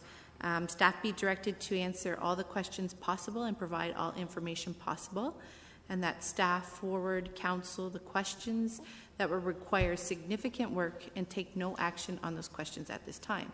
It doesn't preclude us from asking for that information later, but it gives us a start into answering some of the questions, getting it in writing, and really trying to be forthright with the information that we do have that is possible to communicate to the public. I think it's a good faith gesture to try and to assist the passionate group of people to answer their questions and concerns. And the way I formulated it, I don't think it'll take a whole lot of staff resources and time. Heritage Kitchener is looking at the move forward. So this kind of is going to reflect a little bit on the past, but will help us to guide that move forward and help Heritage Kitchener provide them with the information that comes out of some of those questions. I don't question our CBO. I've spoken very, very highly of him in the past, but I don't think answering these questions again does that. I think it just helps try and put things into perspective and try to answer the questions that answer the questions that are being put out there. And like I said, I know that I could answer a couple of them right now from what the CBO has said through the presentations that we've received. Again, I really just believe this may be medium ground that we can try and get the information to the group of individuals who have worked very hard in providing us these questions. So that would be my motion. And again, I don't think it takes a whole lot of staff time to do as my motion says. So I can't support the full inquiry at this time, but I can definitely ask staff to answer the questions that have been put before us that they can. So I can give that to the clerk now. Okay, thank you.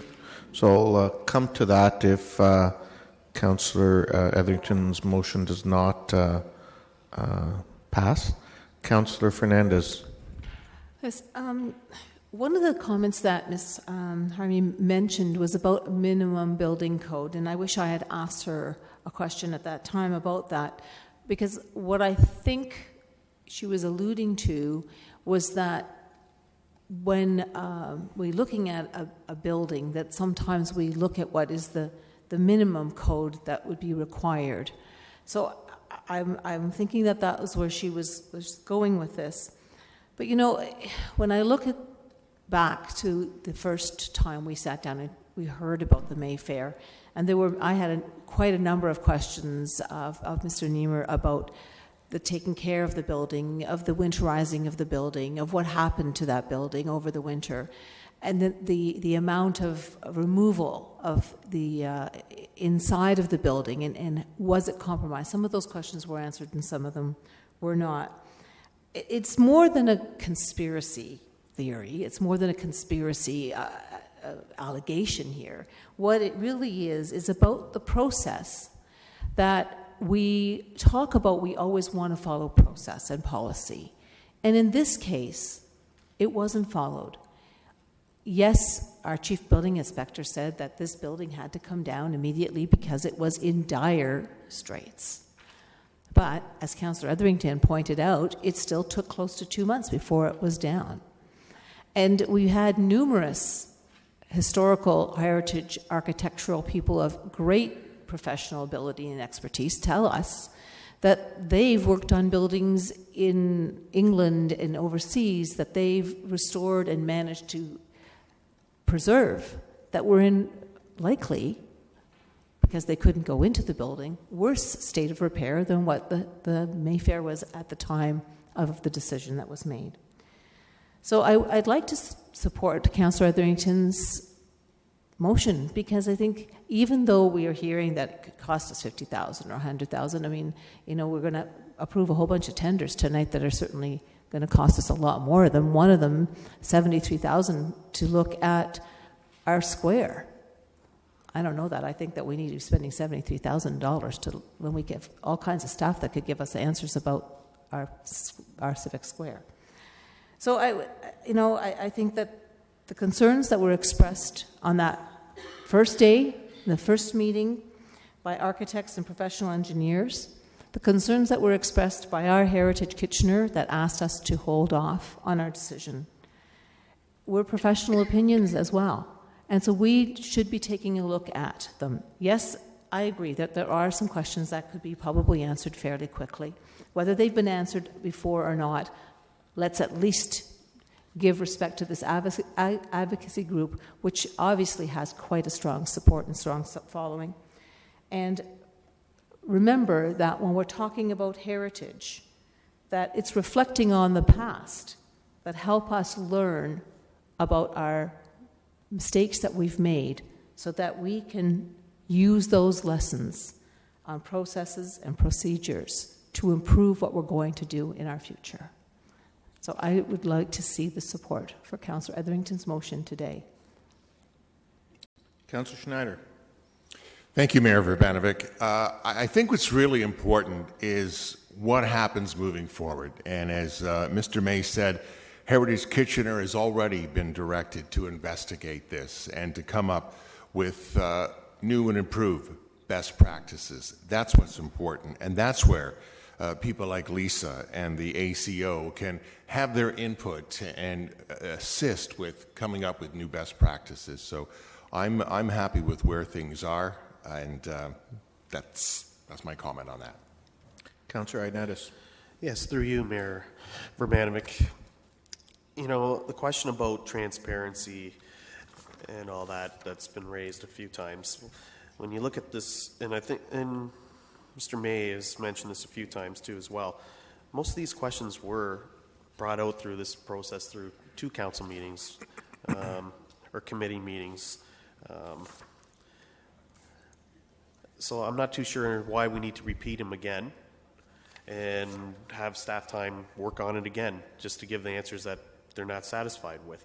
And a lot of some of these questions too deals with the private landowner that's subject to his own, it's his own rights to whatever he wants to give out to the public.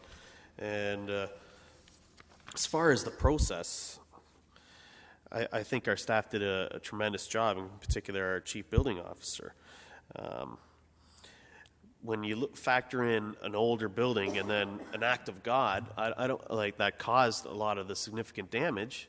And what process is there to follow? He did his job. Safety was the number one concern, and that's what it was. There is no process. That's it. That's how it's done, and safety is paramount. And you hear this. Well, it took 1 month or 2 months. Well, what happened if the building did fall and hurt someone? What would you say then? So, I think this has all been out front, transparent in the first place, and that's why I can't support either one. I don't think staff should be wasting any more time on this. These have all been addressed. Okay, just before I make my comments, I have one more question of staff, Mr. May. I know throughout this process, staff went to great efforts to try to be as transparent as possible in terms of making information available, posting it on our website, quite frankly, at levels that I don't recall ever seeing on this type of issue in the past. Wondering if you can just give us an overview of that. Yeah, through you, Mr. Mayor, I'd be happy to do that. Since this issue became to be known, we've taken a number of steps, very proactive steps. We have posted 7 very specific and detailed updates on the city's website. We proactively ensured that the members of the media were aware of those updates so that they could help report the information and share with the public. On our website, we've posted 8 documents. These are engineers' reports, staff reports, demolition plan. They're documents that provide detailed information in terms of the issue. You may recall that the chief building official appeared before you on 2 separate occasions, and while I don't have the specific numbers, my rough recollection is that on each of those occasions, he answered questions from you for about 2 to 2.5 hours. In addition, the chief building official attended a meeting of Heritage Kitchener where he answered questions, and he took the effort of walking up and down King Street to notify business owners to try to get as much information out to them so that as their customers came to them and they asked questions, they would be able to have the information. So in my opinion, I don't know of many municipalities that would go to the level of openness and transparency that we have on this project. Okay, thank you for that information, because I think it was important to share that publicly and remind those both in the council chamber and in the viewing audience of that this evening. I've been listening to all of the questions and comments that have been made this evening, and I have to say that I do find some of them quite disturbing on a number of fronts. Like others, I too am saddened by the fact that we lost this building in our downtown.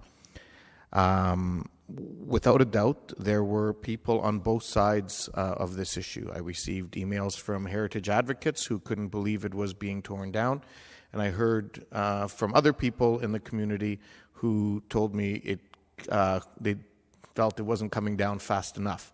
So there's certainly both sets of views that were out there. I also find that in this whole discussion and debate, I find it disappointing that there hasn't been more focus on all of the success stories we've had around heritage in our community. And, the fact that just in the downtown neighborhoods alone, we have 143 out of 557 properties that have some sort of heritage designation on them, either individually designated, being as part of a heritage district, Victoria Park or Civic Center, or they're listed as being of heritage value. And I think we can't lose sight of that. I'm also very concerned about some of the, I won't say accusations, maybe suggestions that have been made here this evening. About individuals. And quite frankly, if people consulted a lawyer, they'd find that they border on being libelous. Except those accusations have been, I think, very carefully crafted to not include specific names, which is probably the saving grace. As Councillor Davies said, I think no matter where we go in this issue, there will always be a group of people that won't be happy with the response that comes from the city. I do believe that, as Mr. May just indicated, we've gone above and beyond to try to make as many answers available to everyone as possible. I can't support the motion that's before us because I think it's taking things to a level, quite frankly, that is not necessary. And I also think that much of what's being asked for will come from the work that's already being done by Heritage Kitchener. I know the suggestion has been made that Council doesn't respect Heritage Kitchener. I beg to differ, because in fact, if you look at many of the recommendations that come from Heritage Kitchener, Council in fact has adopted them. And I think to suggest anything else is not fair to Council, And I think to also suggest that just because council doesn't support a recommendation from Heritage Kitchener does not mean that council doesn't respect that group. The reality is, Heritage Kitchener is one factor, one set of recommendations that the people around this horseshoe need to consider around a broad set of information and facts when they need to make a decision. And that happens regularly in every issue that we do.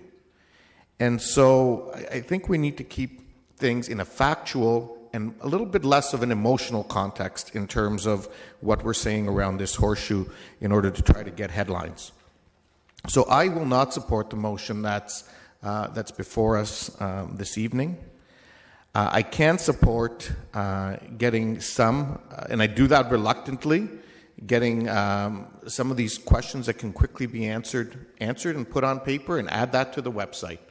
But like Councillor Galloway-Seelock is suggesting, any that require extensive amounts of time, I'd want to see further direction from council on if that was going to be required. And the ones that, quite frankly, are a provincial responsibility should simply be noted as being a provincial responsibility because it's not our role to answer those. And with that, then I think we can move on and we can hear what Heritage Kitchener has to say. These are people that we've entrusted in the role of giving council good advice. Let's at least give them the courtesy, the decency of having that opportunity before we decide if something more than that is necessary. So with that, Councillor Etherington, since you moved the motion, you've asked. Just a point of order, Mr. Chair. Could we have a recorded vote on both motions, and would we get an opportunity to see the other motion? Yep, absolutely. So we're dealing with your motion right now, and a recorded vote has been called. So,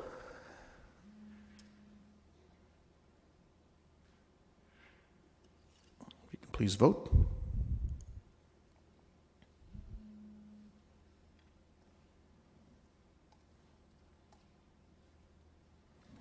All those in favor of the motion?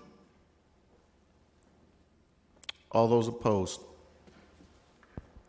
Motion does not move forward. I can ask the clerk to put Councillor Galloway-Seelock's motion on the floor now, please.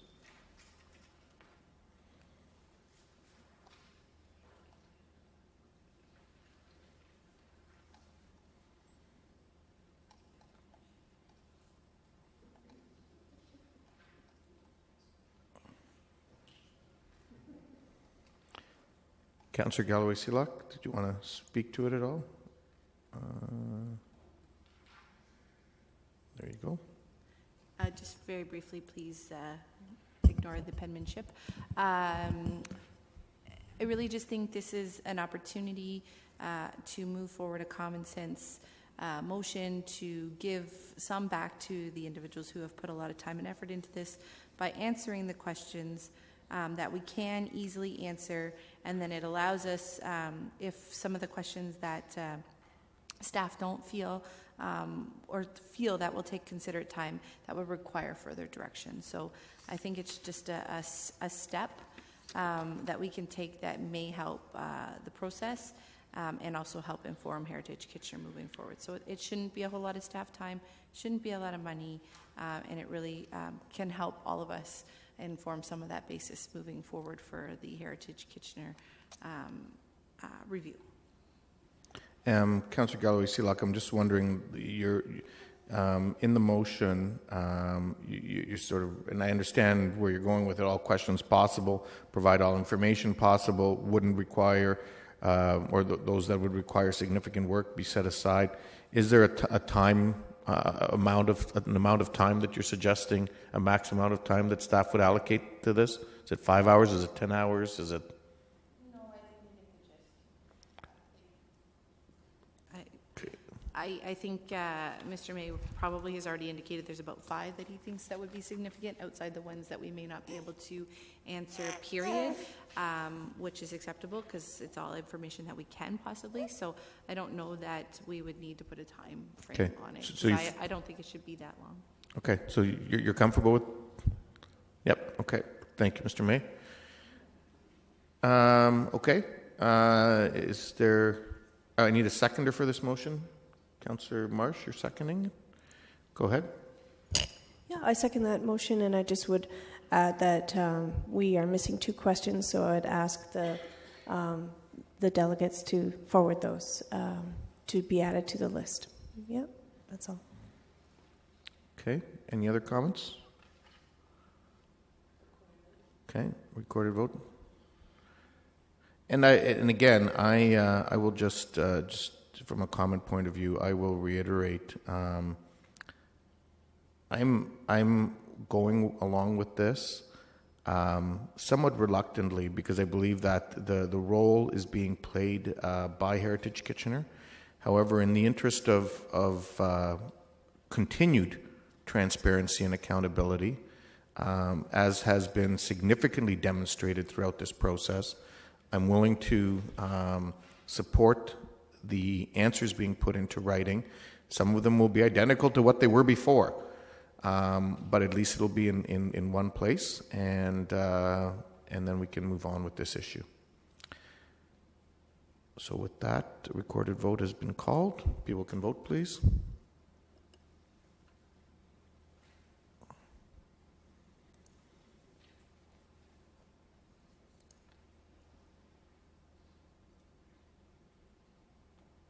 Those in favor? Those opposed? Okay. That motion carries.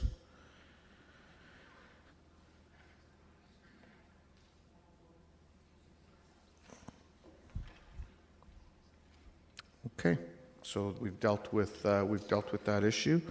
The next issue actually, they'll just deal with very quickly because I understand the delegation who's here to answer any questions needs to leave, and it's the issue of the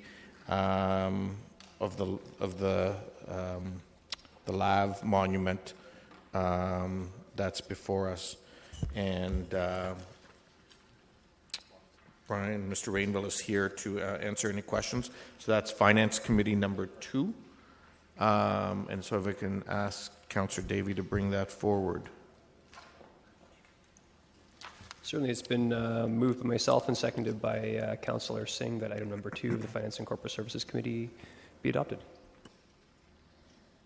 Okay. I believe staff, Mr. Chapman, I believe you needed to provide some additional clarity on the issue of capital contingency for us this evening.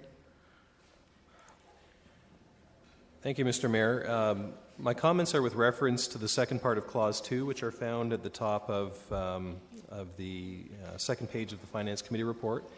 There were 3 items that Council requested further information on. The first one was a funding source for your $10,000 allocation to the installation cost. And by email, we communicated the ability to fund that through capital contingency in 2015. So I don't know that you need to amend the first part of your motion to clarify that. If you're comfortable that that would be the funding source we would apply. We also provided information on the expected cost of perpetual maintenance that was supplied to us by the delegation. The annual costs are anticipated to be minimal, but about every 10 years the cost could be in the range of $10,000 for painting and potentially tire work. And so I think it is important tonight that Council confirm the extent of your commitment, if any, to perpetual maintenance, and if there is a desire to fund that, to identify a funding source. Initially, in our communications, we identified the possibility that the public art maintenance account could be used for this purpose. As we've looked more closely at it, we see that essentially the requirements going forward are fairly closely balanced to the funding. And so while you could take funding from that source, it may be more expedient to simply make the allocation, if any, from capital contingency as well. And that way you will not raid the public art funds and the ability to use those funds to invest in pieces that are already part of the public art collection. So again, I believe the issue of capital contingency is a fairly straightforward one. Some discussion on this issue of perpetual maintenance would be helpful this evening. And on the issue of location, you're just recommending that it be on the Armory site? Correct. It was committee's preference that it be located there, and your motion reflected that. We did supply a list of other sites. We did not believe any of them were superior and provided some rationale for each. Okay, thank you. Councillor Etherington. Just some comments, Mr. Chair. Okay, Councillor Galloway, still have comments or question? Comment. Okay, so go ahead, Councillor Etherington. Well, I just wanted to say, since our committee meeting, when I voted in favour of this, I've changed my mind on the issue and will not be supporting the recommendation because I believe there's a better and more constructive way to spend at least $20,000 worth of taxpayer dollars. Federal government is offering 250 decommissioned LAV vehicles to serve as military monuments in Canadian communities, but they're dumping the cost on municipalities. I'm voting against the proposal because of the $10,000 bill to transport and install the LAV on city land. Staff now suggest, if I've got it correct, that taxpayers will also shell out an additional $10,000 to maintain the vehicle. And I wonder, although there seems a question mark on that, I wonder why the federal government seems unwilling to locate the memorial on federally owned sites like the local armory. Staff also predict that the local monument sites here in Kitchener are likely to experience pushback from residents, disrupt gardens at the Odd if it goes at the Odd, and would encounter opposition if located in any neighborhood park. Staff also say that the monument would have to circumvent heritage requirements if it ended up in either Kitchener's civic or St. Mary's heritage communities. I would respectfully suggest that a better way to spend that $20,000 could involve, for example, paying a local artist to create a monument instead of a LAV vehicle. An even better use, from my opinion, would be to invest the cash in an affordable housing campaign recently launched by Kitchener's Working Centre. So I would ask that councillors respectfully decline this offer, and if a majority supports the move, I would suggest we consult the public on the issue as we search for a potential site. Thank you. So just to be clear before other people make their comments, the motion that has come forward from Councillor Davey, as I understand it, is what's number 2 in front of you, which is the site at the Armory at 350 East Avenue, and a $10,000 contribution towards the installation. I have not heard anything with respect to the ongoing maintenance. Is that my correct assumption, Councillor Davey? Okay, thank you. Councillor Galloway-Seelock. Yeah, I think that Mr. Chapman was looking for further direction that's not in the motion with regards to the maintenance cost. So I'd like to add to the motion that it be given its own funding. I don't remember the wording you used, but giving it its own funding so that we don't jeopardize the rest of the public art maintenance funding, so that we have that separate item. And I know he put it more eloquently than I just did, but that would be what I would be moving. Again, I asked for the list of other sites just because I wanted to make sure that this was the right site, and I think it was clear from the information we got back from staff that this is the right site at the Armory. And if it's my understanding that if they don't get the government approvals that in order to put it on that site, then we wouldn't proceed with the project. I think it's a piece that will enhance our community, and I think it being in front of the Armory is the right place for it to be. So I would add that to the just that piece about the finances, the maintenance cost be added to the recommendation. So, Councillor Galloway-Seelock, you're moving an amendment that be added? Is there a certain amount of dollars for that you're suggesting?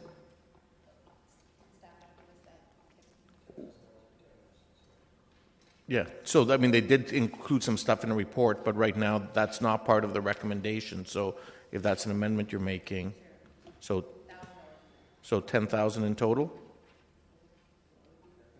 Oh, in perpetuity? Mr. Chapman? Through you, Mayor Verbanovic, I think that's the issue that requires some discussion and clarification tonight. My recollection is that in the material supplied with the agenda, it didn't speak to the issue of perpetual maintenance, but in the delegation's presentation, it identified the request that the city take on the responsibility for perpetual maintenance. Your motion is silent on that issue right now, and I see you have three options. One is to decline any obligation for perpetual maintenance. Another is to make a contribution on a one-time or an ongoing basis to it. And the third is to accept, whatever the cost is, the ongoing requirement for perpetual maintenance. And so really we're in your hands with respect to that. We've identified that the cost could be in the neighborhood of $10,000 every 10 years for painting and tire work. Okay. Councillor Galway-Seelock, you still have the floor. I didn't clearly understand that, and I apologize for that. I would add an amendment that we add 50% of the cost. I think there needs to be some cost sharing in this, so that we provide 50% of the cost in perpetuity for the ongoing maintenance. Okay, I think perhaps, I don't know if the question is in perpetuity, or do we, because normally with any of the other projects we sort of have a fixed amount, so I'm wondering if it would be like 5,000. Sure, 5,000. Towards that? Yes. Okay, so I'll accept that amendment. Is there a seconder for it? Seconded by Councillor Marsh. Okay, Councillor Davey. Thank you. I don't want to unhinge anything here. I was a bit taken aback again by the expected maintenance costs. I was expecting, perhaps a fifth of that or less. Is this time constrained? I understand the City of Waterloo hasn't been approached at all, and the City of Cambridge is undertaking it. Is there still time for any opportunity for the three municipalities to perhaps go together on this? I'm not particularly tied to even to having the monument necessarily in the City of Kitchener, but are we aware of any timing constraints? Perhaps we can ask Mr. Rainville to come down and answer that question.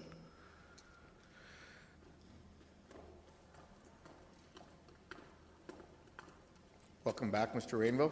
Thank you. In answer to Waterloo, I understand that the Mayor of Waterloo is very interested in the potential of acquiring a monument in Waterloo. I cannot speak to where he would place it, but that was through a conversation that he had with one of our council members, and he was quite interested in the monument. So they're investigating, I understand. Okay, so is there any time constraints? Would we be able to enter into a dialogue, let's say, with the City of Kitchener and Waterloo to perhaps have one maybe close to the border or something along those lines? No time restraint. I don't see any time restraint that would be required. If you want to negotiate with the two cities, that would be fine. Okay. Thank you very much. I appreciate that. In light of that, Mr. Mayor, I would actually move deferral of this item until such time as we can negotiate with the City of Waterloo and even include the City of Cambridge to see if there's any interest in jointly putting a monument in the region. Okay. Before I take the deferral, I'll let Councillor Singh. Please. You were in the queue to speak. I'll let you speak before I take the deferral. I had comments, but I like the direction that Councillor Davey is going, so I will second that motion or amendment, whatever it is. So the motion's being deferred to our August meeting. Okay. Is everyone clear on the motion? Okay. All those in favor? Opposed? Motion is to defer in order to have further conversations with Waterloo and Cambridge and bring it back to the August meeting. Thank you, Mr. Rainville. We will now move to our next delegation. Ms. McGee has emailed me and has advised that something has come up, and regretfully she wasn't able to be here today, and she apologizes for that and hopes to share her concerns with us at another time. So we'll go to item F. Mr. Britton.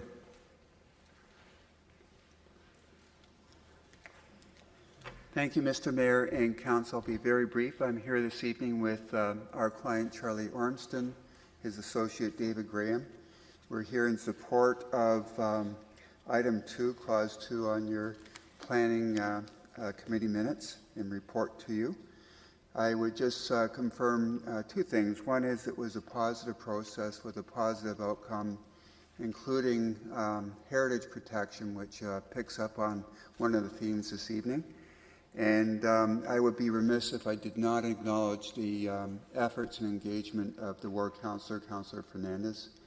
And we would ask that you support the committee recommendation to you. Thank you. Councillor Singh, if you can bring forward Yes, the recommendation. that's why Actually, I hold keyed on. Just before you, because you're going to bring forward the recommendation, Councillor Fernandez, you have questions? No questions. Okay, so back to you, Councillor Singh. Sorry. Thank you. As already approved through the Planning and Strategic Initiatives Committee, so moved by myself and seconded by Councillor Galloway Seelock, as outlined as item 2, I bring this forward as a recommendation for approval. Okay, Councillor Fernandez. Yeah, I just wanted to thank Mr. Ormston and Mr. Graham and Mr. Britton for a process that was really listened to the constituents. And I know Mr. Ormston had a couple of surprises thrown at him. He dealt with that with a lot of professional and politeness and respect for the community. I know that we're not going to make everybody happy, but I think that you've done a wonderful job of working with the community, and I think this is going to be a lovely subdivision. I know you don't usually hear those words coming from me, but I look forward to seeing it develop as it will. Thank you.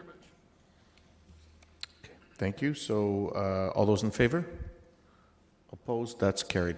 Thank you, gentlemen. It's been passed. Thank you for your great work in trying to move this forward. We have one remaining delegation. It will require a motion by council to consider the item, and it's with respect to privatization of Hydro One, and it's Ms. Eleanor Grant. So I will need a motion first to consider, and it would require 50% of those members present to add it onto the agenda.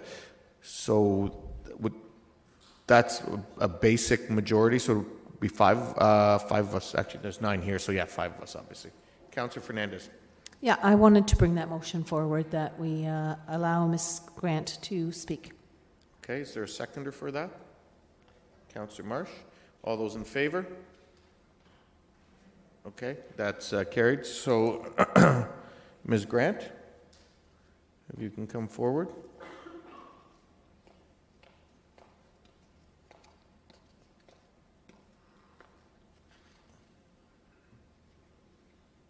Welcome, Ms. Grant.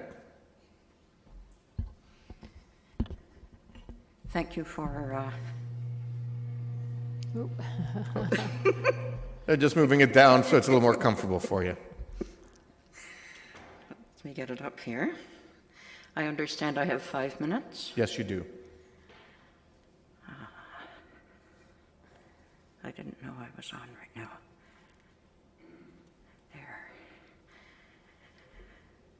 Yes, I live in Waterloo. I've been in the community approximately almost 50 years, and many of those years were spent in Kitchener.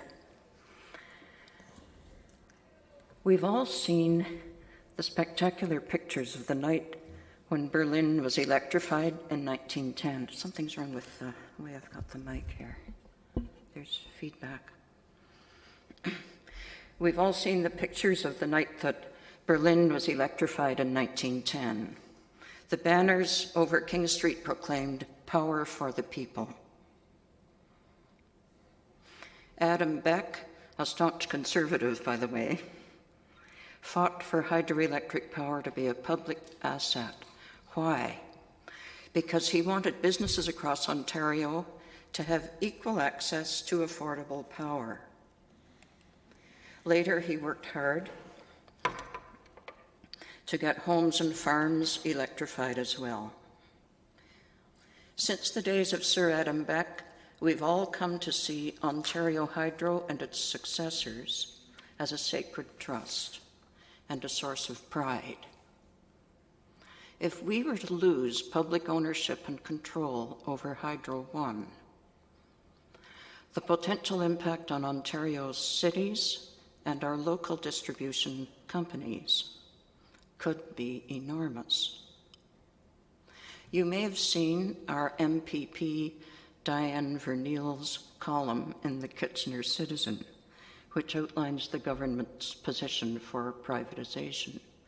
She states that by retaining a 40% share, Ontario could somehow prevent the outcomes that we all fear: skyrocketing rates, shares being resold and consolidated in foreign hands, and loss of all regulatory influence.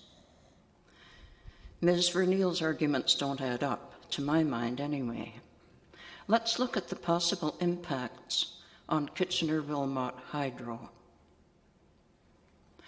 If our hydro bills soared, would we have any recourse? If this council, or a future one, wished to bring in a local power generation policy, say, could we be sued under the WTO?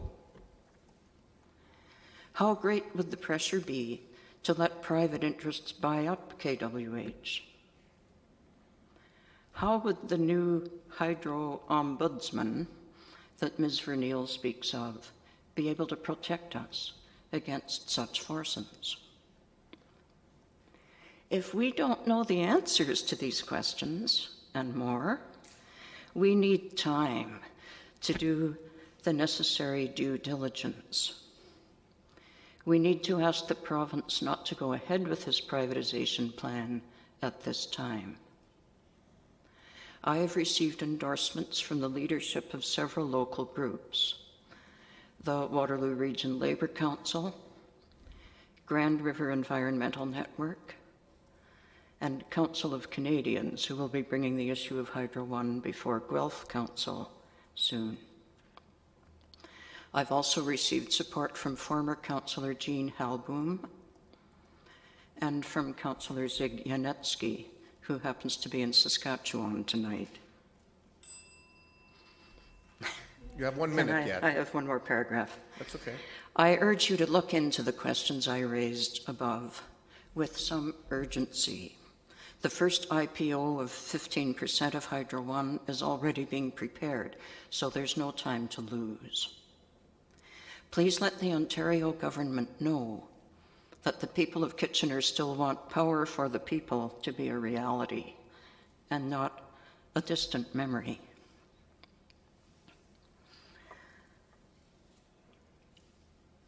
I don't know if this is the right time to bring forward a resolution similar to what other cities have done. There have been 7 cities have passed such a resolution, or if the right way to go might be to investigate these questions.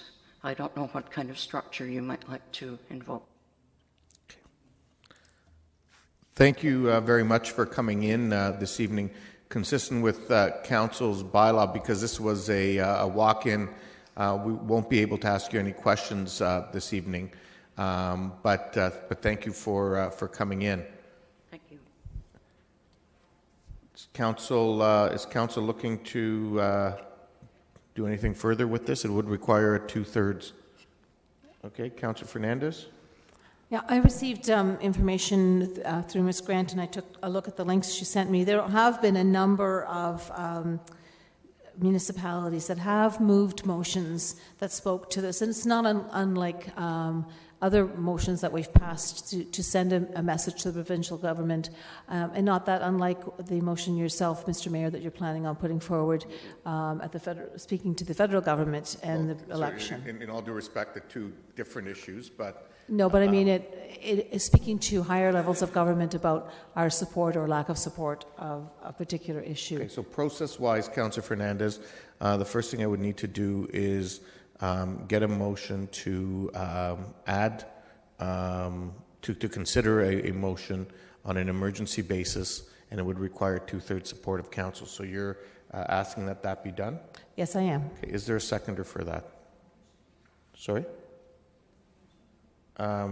Do you want to?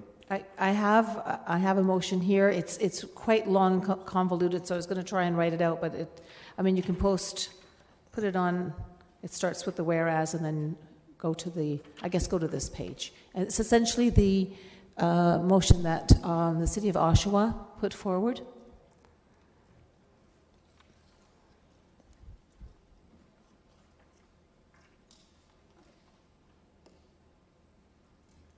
So I guess it would start with, therefore be it resolved. I mean, it talks essentially what Ms. Grant was talking about, that it removes the the ability for by privatizing Hydro One. It removes the scrutiny of Auditor General, financial accountability, integrity commissioner, and for many, many reasons, it concerns also about the possible increase in costs to our citizens. So I'll let you read that. So the first thing I'll ask, though, is even before we can debate it or discuss it or ask questions of staff, is there a seconder to have this considered on an emergency basis? Councillor Etherington? Okay. So if we were to, just so everyone is clear, if we were to vote to deal with this this evening, we can either vote in favor or not support the motion that Councillor Fernandez has brought forward.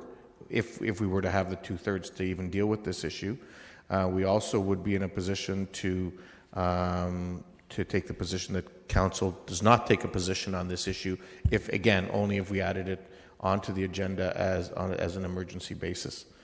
So it has been moved and seconded that. Yes, okay, Councillor Davey.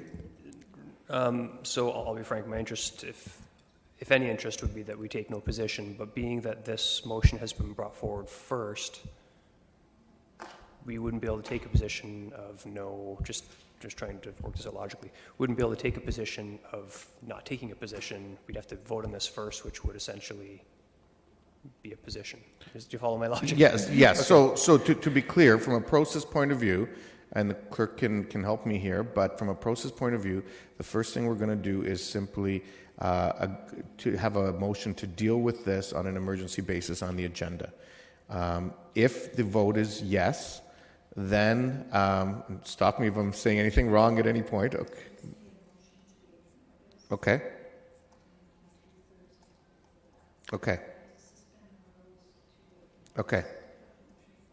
So we would need a motion to waive notice, so that would be require 2/3. Then we would go to the motion that Councillor Fernandez has brought forward. If that motion does not succeed, Council could then take an alternate motion, which is that Council not take a position on this issue. And so we could deal with it under those circumstances. Okay, thank you. So you're clear? But first we need to do is waive notice. Okay? Everyone clear on that?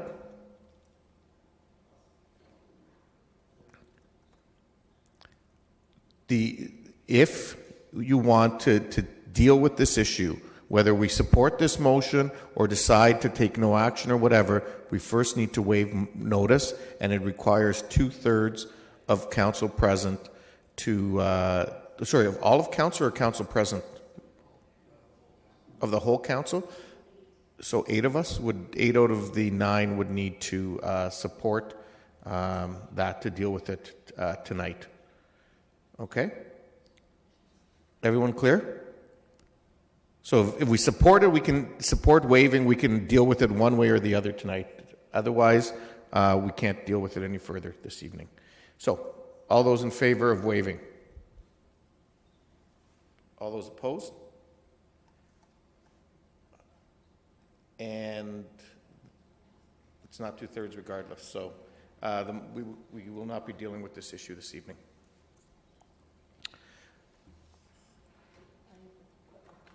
Councillor Fernandez? Yeah, we have a delegation here. I'm sorry, I don't know whether they're waiting to speak or they just want to hear the decision on the dog designation appeal, which is, and I believe our committee of whole under. So I just wanted to move that forward if we can. This is number 3 for Bonsi? Yes. Okay. So you want to move that? Seconded by Councillor Marsh. Any discussion? All those in favor? Wait, I have a quick question. Yes. As one of the members of the Dog Designation Appeal Committee, I really would like to just make sure that it's very clear to the Bonsis that the conditions that were put in place at the day of the decision that they are strictly adhered to. I know that they were put in good faith, and I know that you're very interested in making sure that your dog is safe and that people who walk in the park and walk around the neighborhood feel safe as well. So I just wanted to just reiterate that again. Okay, thank you. Great, thank you so much. Okay, all those in favor? Opposed? That is carried. Okay, we'll now go on to the tenders. Any questions on the tenders? Tender number 1, the tractor front-end loader. Is your question on that, Councillor Fernandez? No. Question number 2, the City Hall outdoor spaces. Councillor Fernandez. Thank you, and I appreciate, I met with Ms. Palmer Novakovic, thank you.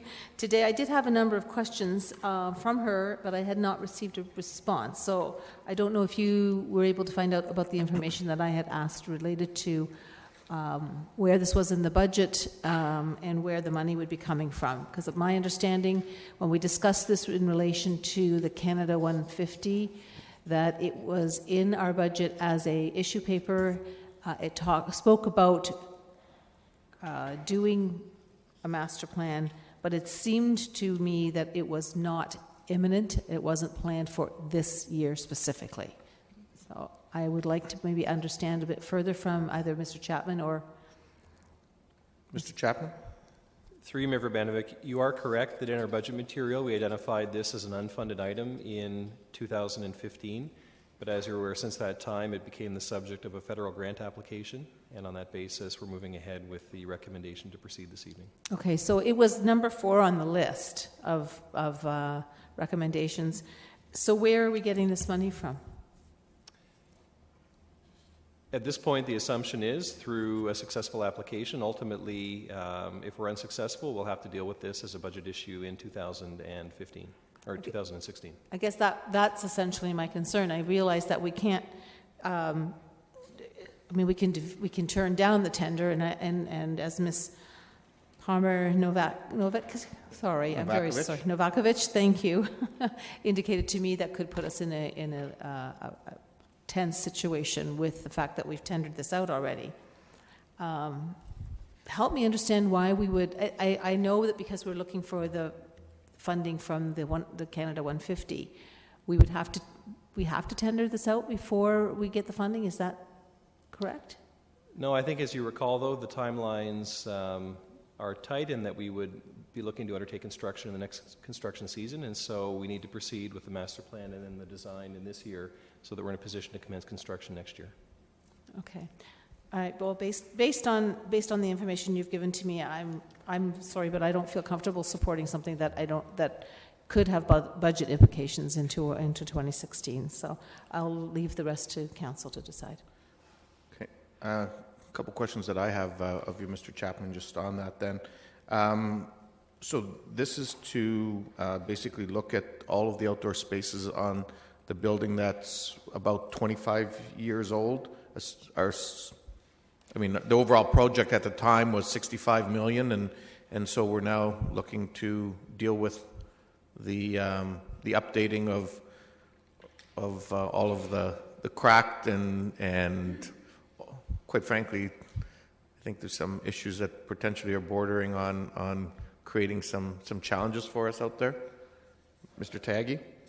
Mr. Mayor, you are absolutely correct. I think the building is 23 plus years old, and it's a good practice in facilities management that when you reach in that age of 20, 25 years, that when components require repair or replacement, then before you proceed with them, you should have a master plan so that you know you have a long-term vision as to what you want to do with the space. And with or without the federal program, we would require this master plan so that when components start to break down, we have a plan on hand which will guide us through in terms of what we need to do with the various components. The second part I would like to point out to you is, and just as an example, that part of the City Hall parking garage sits under the City Hall Square. And over the years, as you know, we have been adding salt. And one of our concerns is that what that may have done in terms of the expected life of the garage. So one of the things we'll be looking at as part of the master plan would be the alternatives to salting. This is just one example, and obviously the concrete, as you know, needs replacement, and we would really not want to proceed with any of those projects without having a long-term vision and a good master plan which will guide us through this process. Okay, and the only other question I have is, do we have any idea how many tens of thousands of people go through that square in a year? Any rough idea between all the special events and everything? I'm sorry, I don't, but perhaps on the team somebody might have better idea as to how many people use the square. But I think from my observations, every time I go out there, certainly I see a lot of people enjoying themselves, and even in winter time, I think I've seen people out there, but I don't have the exact numbers. Maybe somebody else did. Mr. Chapman?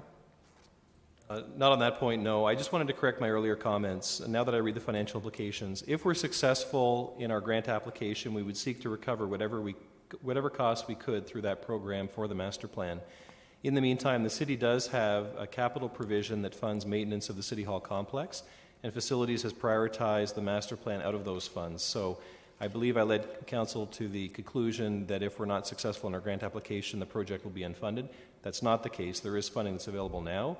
Ideally, though, this could become an eligible cost for the grant if it is approved. That's a helpful clarification. Thank you. Councillor Singh. Yeah, that was actually one of my questions regarding the funding aspect that Mr. Chapman has clarified. Just want to quickly say, and it's my opinion, that obviously with a 25-year-old building, the work needs to be done irrespective of what the outcome is of the granting process. And although I had supported the reallocation of the priority, that was never to say that this other work that needs to be put into place in remediating the age and deterioration over time isn't necessary. That's an absolute necessary step that needs to be taken, and the planning has to be incorporated as part of it. Councillor Marsh. Thank you. Just wondering, in this consultant service of developing a master plan, to what degree is there public consultation? Mr. Tyagi. Through you, Mr. Mayor, public consultation and with the stakeholders will be a key component of the report and the process. So when you see the report come out, you will also see the results of what we found out in terms of the stakeholders' input. So just to ask, is council considered a stakeholder group? Would we maybe hear about it before the report comes to council? Most definitely, council is an important stakeholder, obviously, yes. Okay, thank you. Okay, so I'll take a vote on that issue now before we go further. Recorded vote? Sure. All those in favor? Actually, you can turn on the recorded vote.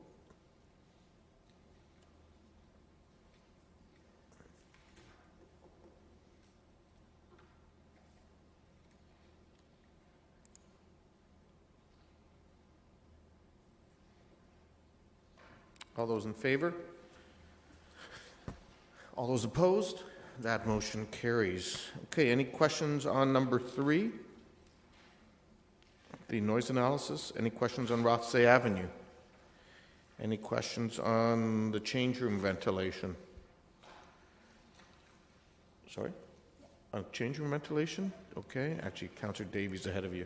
Go ahead. Yeah, thank you. Just my only question, I'm not sure how many arenas we have offhand that are open during the summer months, but I just wanted to double check, make sure that we did look at the possibility of perhaps converting another rink since we're looking at this at the same time.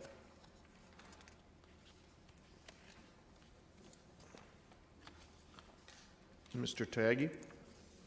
Through you, Mr. Mayor, to the best of my knowledge, this is the only arena that was built by private sector and which we subsequently acquired. And one of the things we found out was that the heating ventilation system was not up to standard, and that's the reason we're doing it. As far as I know, other arenas don't have the same problem. Okay, thank you. Councillor Fernandez? Yes, there's a deficit of $37,000 for this project. Where and how will we fund that deficit?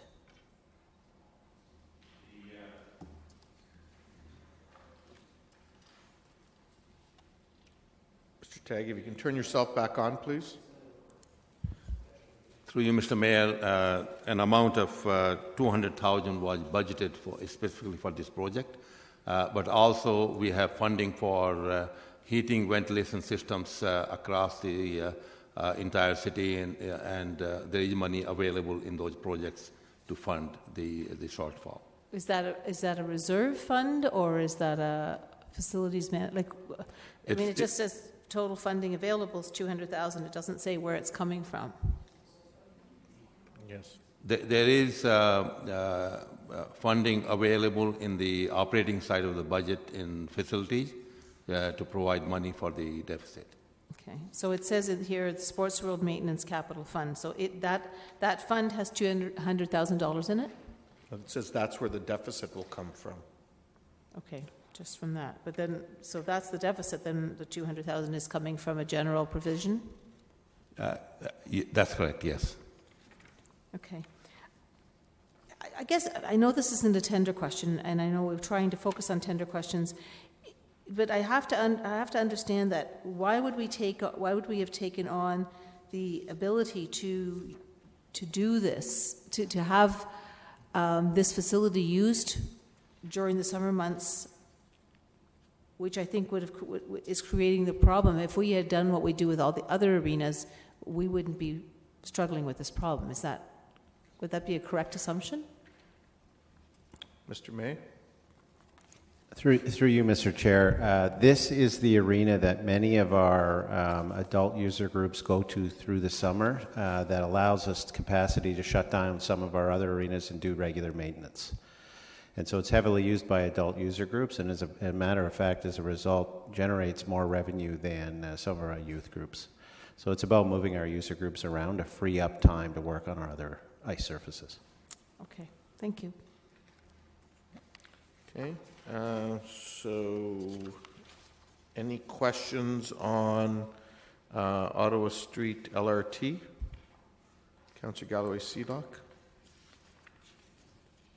I just want to clarify why the region's we're only recovering $600,000 from the region. Mr. Taggi?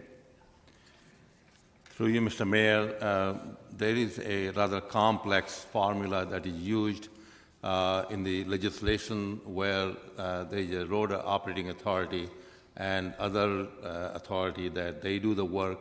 We do not recover 100% of the cost.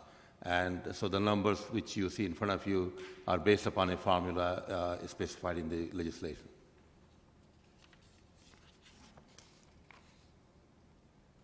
Is that okay, Councillor Galloway-Seelock?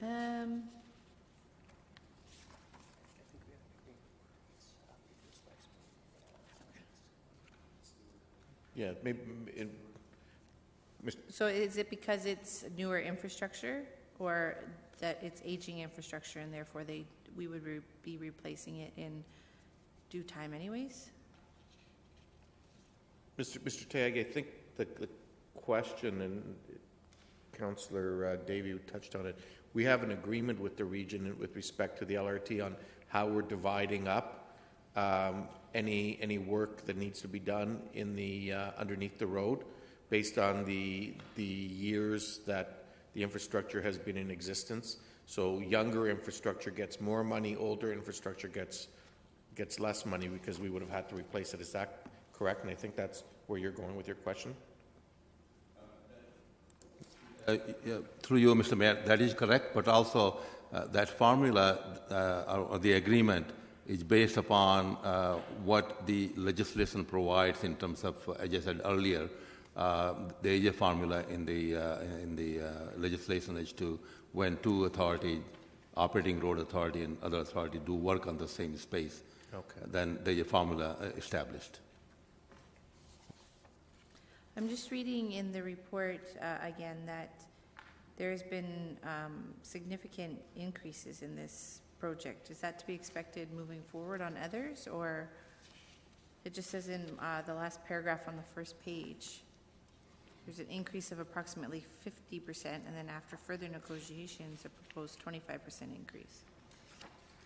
Is that to be expected moving forward? Mr. Tagg, if you can leave your mic on. Yep, go ahead.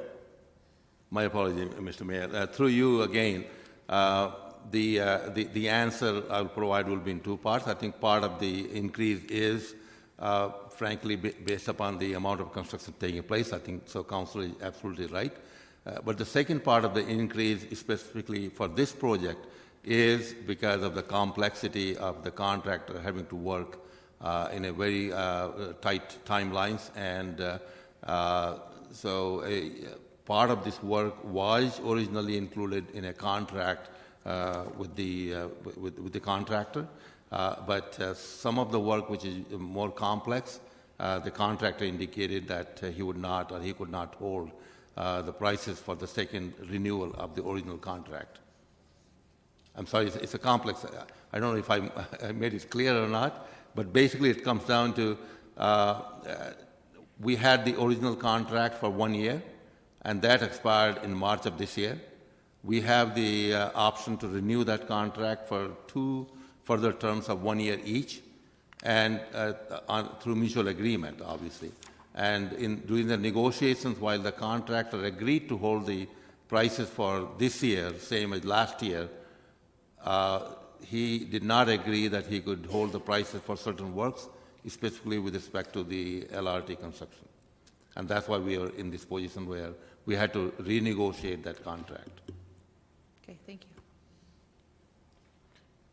I think, I don't know if this is a question for Mr. Tagg or Mr. Chapman, but are we dealing with, because this is the gas utility and it's partially regulated by OEB and so on and so forth, is there a difference with how this is being handled versus sewer and water?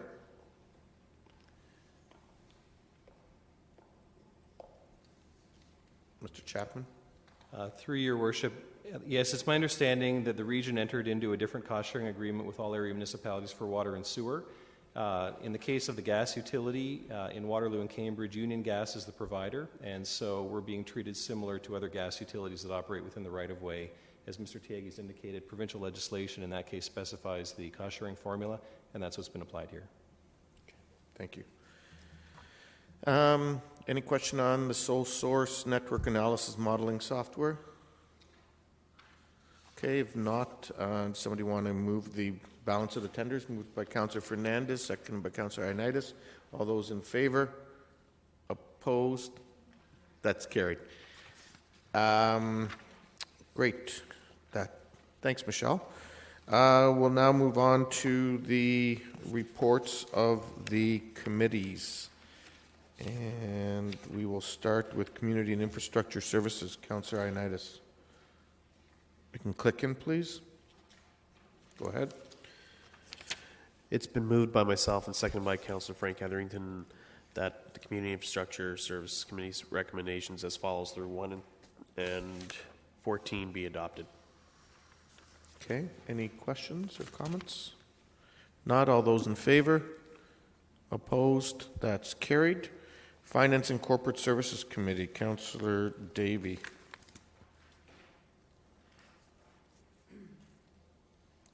Click me in there? Yep. Oh, very good. It's moved by myself and seconded by Councillor Singh that items, we've already dealt with item number 2, so items 1 and 3 be adopted. Okay. Any questions or comments? Not. All those in favor? Opposed? That too is carried.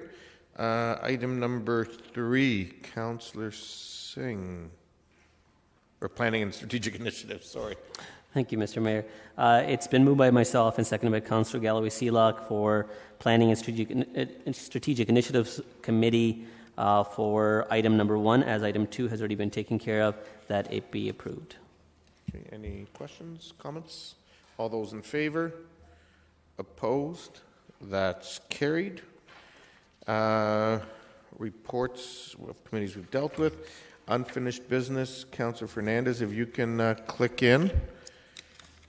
because I just want to bring forward a motion with respect to, and it was circulated in the agenda, and there's a memo that you received as councils, those who attended FCM are aware. There's a call from both FCM coming out of the conference and the Big City Mayors Caucus calling on a national leaders debate on municipal issues. At the time of the conference, two of the parties had agreed to it, and the call happened there at the conference. Since then, a third one has come on board, and we're still waiting for the fourth national party to hopefully agree. The key priorities for municipalities going in the election are centered around job creation, reducing commute times, making housing more affordable, greenhouse gas emission reductions, and community safety. And so we're being asked to support this motion to basically indicate municipal support for a national leaders debate on municipal issues. So I'll move, and I think Councillor Singh will second it as he's been on committees of FCM. So I see Councillor Singh is in the queue. No, I just had queued in to second the motion, and thank you for bringing this forward. As the foundation of our nation and local municipalities have to have a greater engagement as part of the federal election, and I think the issues that are impactful to the local municipalities need to be brought in the forefront in that national dialogue as part of this democratic process. So I'm glad to see this forward. Okay, thank you. And Councillor Davey? Oh, thank you. Just actually wanted to ask if which party actually hasn't agreed to be part of the debate yet? As of this point, the Conservative Party has not agreed yet. Okay, thank you. Any further questions? Okay, and then I'll call a vote. All those in favor? That passes unanimously. Thank you. Okay, thank you.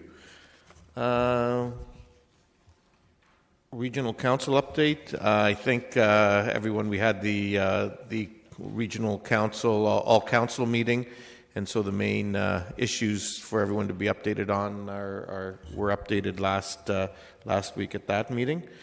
Questions and answers? Councillor Fernandez. Actually, it's not really a question or an answer. I wanted to, it's kind of under new business. I know sometimes we use this opportunity to announce something that's happening within the city and our ward.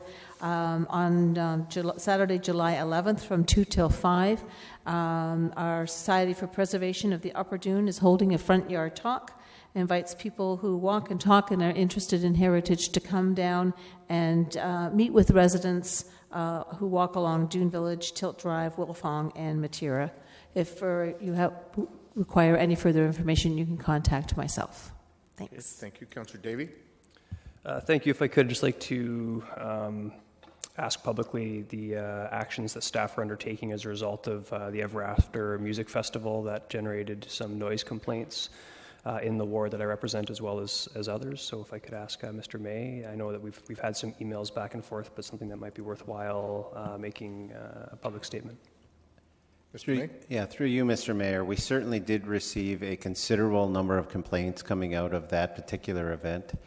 As a result, bylaw staff have already begun to review other municipalities and look at how we can strengthen our ability to enforce our noise bylaw more effectively. So a report will come back to council at some point once they've had an opportunity to look at those best practices, and they'll make recommendations for your consideration. Okay. Any other no other questions or answers or new business? Okay. If not, then it's been moved by Councillor Schneider, seconded by Councillor Ioannidis, that leave be given the mover and seconder to introduce the bylaws listed on the agenda, and that the same be taken as read a first time and stand referred to committee of the whole. Before I take that motion, there is a late starter. Madam Clerk. Yes, through you, Mr. Mayor, we actually have 6 late starter items. One relating to Community and Infrastructure Services Clause number 8, CIS Clause number 13, CIS Clause number 14, and PSIC item number 2, as well as one to do with Netherwood Road and Netherwood Crescent, and an amendment to the traffic bylaw from FCS Clause number 4 from our May 11th meeting. Okay, so those have been moved and seconded. Councillor Fernandez, you have a question? When it's a late starter like this and it's something that's in your ward, so Netherwood Crescent and Netherwood Road is in my ward, can I ask a question on what that's related to? Yeah, go ahead. Okay, so can you help me understand, Madam Clerk, what that is?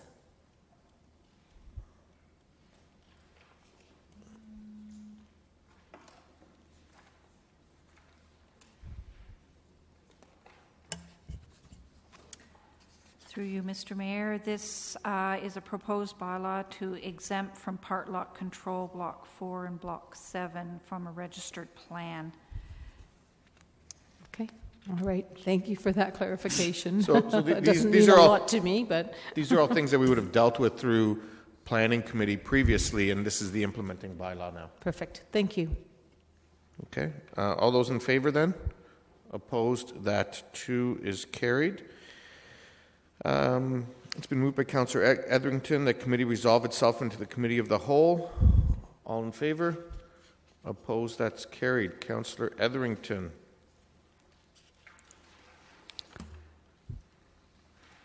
Yeah, through you, Mr. Chair. I need a mover for a second reading of the bylaw. Sorry. Thank you. And those in favour? None against.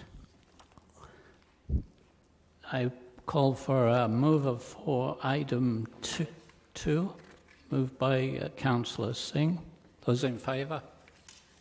Those against? Item number 3 has been dealt with. Item 4, the noise exemption. Councillor Fernandez moves it. Those in favour? Those against? Thank you. Item number 5, the Holy Trinity Serbian Church, moved by Councillor Ioannidis. Those. Hold on, we have a number of questions. Question. Councillor Galloway-Sealock. Yeah, it's not to do with the noise. It's actually, and I'm pretty sure Mr. Turner is aware of the concerns that I have. It's really around parking. Is there anything that we can do? And I bring it up now just because it's an opportune time, because this noise exemption comes through, is with respect to the parking and the parking on Fisher-Hallman Road. It's a serious concern by many residents in the area. Is there anything that we can do to try and curb that moving forward? Through you, Mayor Verbanovic, we are aware of this issue. It's an issue that comes up every festival season in this area. We're working with the church staff to enter into agreements with the plaza across the road on the other side of Fisher-Hallman to access some parking. And my understanding is that there is a positive relationship between the church and the mall owners, to the extent that they're available to you, or they're making parking available to offset the impact right on Fisher-Hallman Road. Is there any opportunity to do some no parking along there, even as a pilot, maybe for 1 year? Maybe not the whole street, but at least some of it, really around that plaza entrance? Through you, Mayor Verbanovic, with Fisher-Hallman being a regional road, we've brought this up before with the region. They've been hesitant to make any changes to the street. However, we are in ongoing discussions with them with regard to changes to their uniform traffic bylaw leading up to the city's bylaw in the near future. So I'll raise the issue again. Is there anything that you need from this council to strengthen that with the region, to encourage them to enact that privilege during this time? I know it's just specifically a concern that I hear every year. Through you, Mayor Verbanovic, what I can do is make regional staff aware of the discussions taking place tonight and see what sort of emphasis that provides. Okay, thank you. Councillor Singh, Councillor Etherington, Councillor Singh also has a question. Councillor Singh. Thank you, Mr. Chair. Now, we've had some past concerns with this event that steps have been taken to mitigate and dealing or speaking with the organizers. And there has been some improvement. I wouldn't say all those issues have been resolved, but I have sensed a somewhat of an improvement from past years. Is that dialogue going to continue? Are we going to reiterate some of the concerns that are obvious and repeated each year in the past. Through you, Mayor Urbanovic, yes, we have this conversation with the church group every year. They've expanded the distribution area of the notice prior to both events.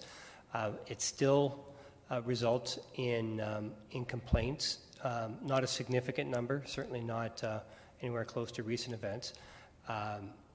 What we've explained to them that this is an annual cultural and religious festival, which makes it difficult for us to, to control through the noise exemption process in terms of denying them. Whenever we've had those discussions with residents around the annual and religious nature of the events, it usually alleviates their concerns. Right, and my concern isn't as much anymore about the noise. It's sometimes with the some property owners on the back-ending properties where they've had some issues as to the proximity of the event taking place close to the property line, and debris being left after the event. Those are things I would hope that those facts be reiterated, as opposed to us having to consider property-centered issues afterwards. That's all.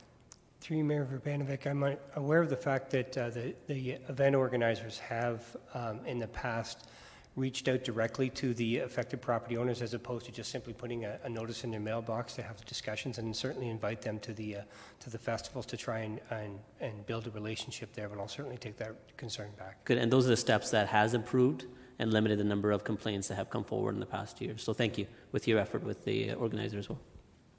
And Councillor Etherington, Councillor Marsh has a question yet. Councillor Marsh. Thank you. Just a question about the timing of the event. I wonder if the festival needs to make a lot of noise on a Sunday evening up till 11 p.m. And I'm just wondering if that was ever something that was discussed to maybe make that more about like 9 p.m. end time for the loud music. Through you, Mayor Urbanovic, in the past, the timing has not really been a concern given that it's in the summer months. I can certainly speak to them. I did mention in light of recent events that noise exemptions on Sunday nights are now on our radar screen. And they have indicated that by the 11 o'clock, or certainly by late evening on Sunday night, the festivities have reduced to the point where the noise really is not so much of an issue. What we found in looking at the timing of complaints in the past, the noise issues that have been reported to us are more so in the late afternoon, very early evenings. Okay, thank you. I really don't have any experience with this festival. Just considering recent, experience, that was one of the main concerns that I heard was why so late when kids have to get up at that time for school. But in this case, a lot of parents are still putting their kids in camps that start at a regular, school time as well, and so kids still need to go to sleep. So, but it sounds like that's not a concern. This one, thanks. Those in favour of item 5? Against? Seeing none, we dealt with number 6. Do I have a mover for number 7? Moved by Councillor Ioannidis. Those in favour? Anyone against? Thank you. Move that the committee rise and report. Thank you. So you go all in favor? All in favour? Now you do your line. Now me? Yes. That the proceedings and the recorded pecuniary interests and conflicts taken in the meeting of the Committee of the Whole held this date as attached hereto and forming part of these minutes are hereby adopted and confirmed. All in favor? Opposed? That's carried. It's been moved by Councillor Schneider, seconded by Councillor Ioannidis, that the bylaws listed on the agenda for third reading be taken as read a third time, be finally passed and numbered serially by the clerk. All in favor? Opposed? That's carried. I think just before we adjourn, I'd like to wish everyone a happy Canada Day on Wednesday. It is the 50th anniversary of our Canadian flag, And for those in the viewing audience and here still in the chamber, just a reminder that we'll be having Canada Day celebrations here from 4 p.m., ending with our fireworks around 10:45 on Wednesday evening. So with that, it has been moved by Councillor Ioannidis that he had his hand up first, that we now adjourn. All in favor? Opposed? That's carried.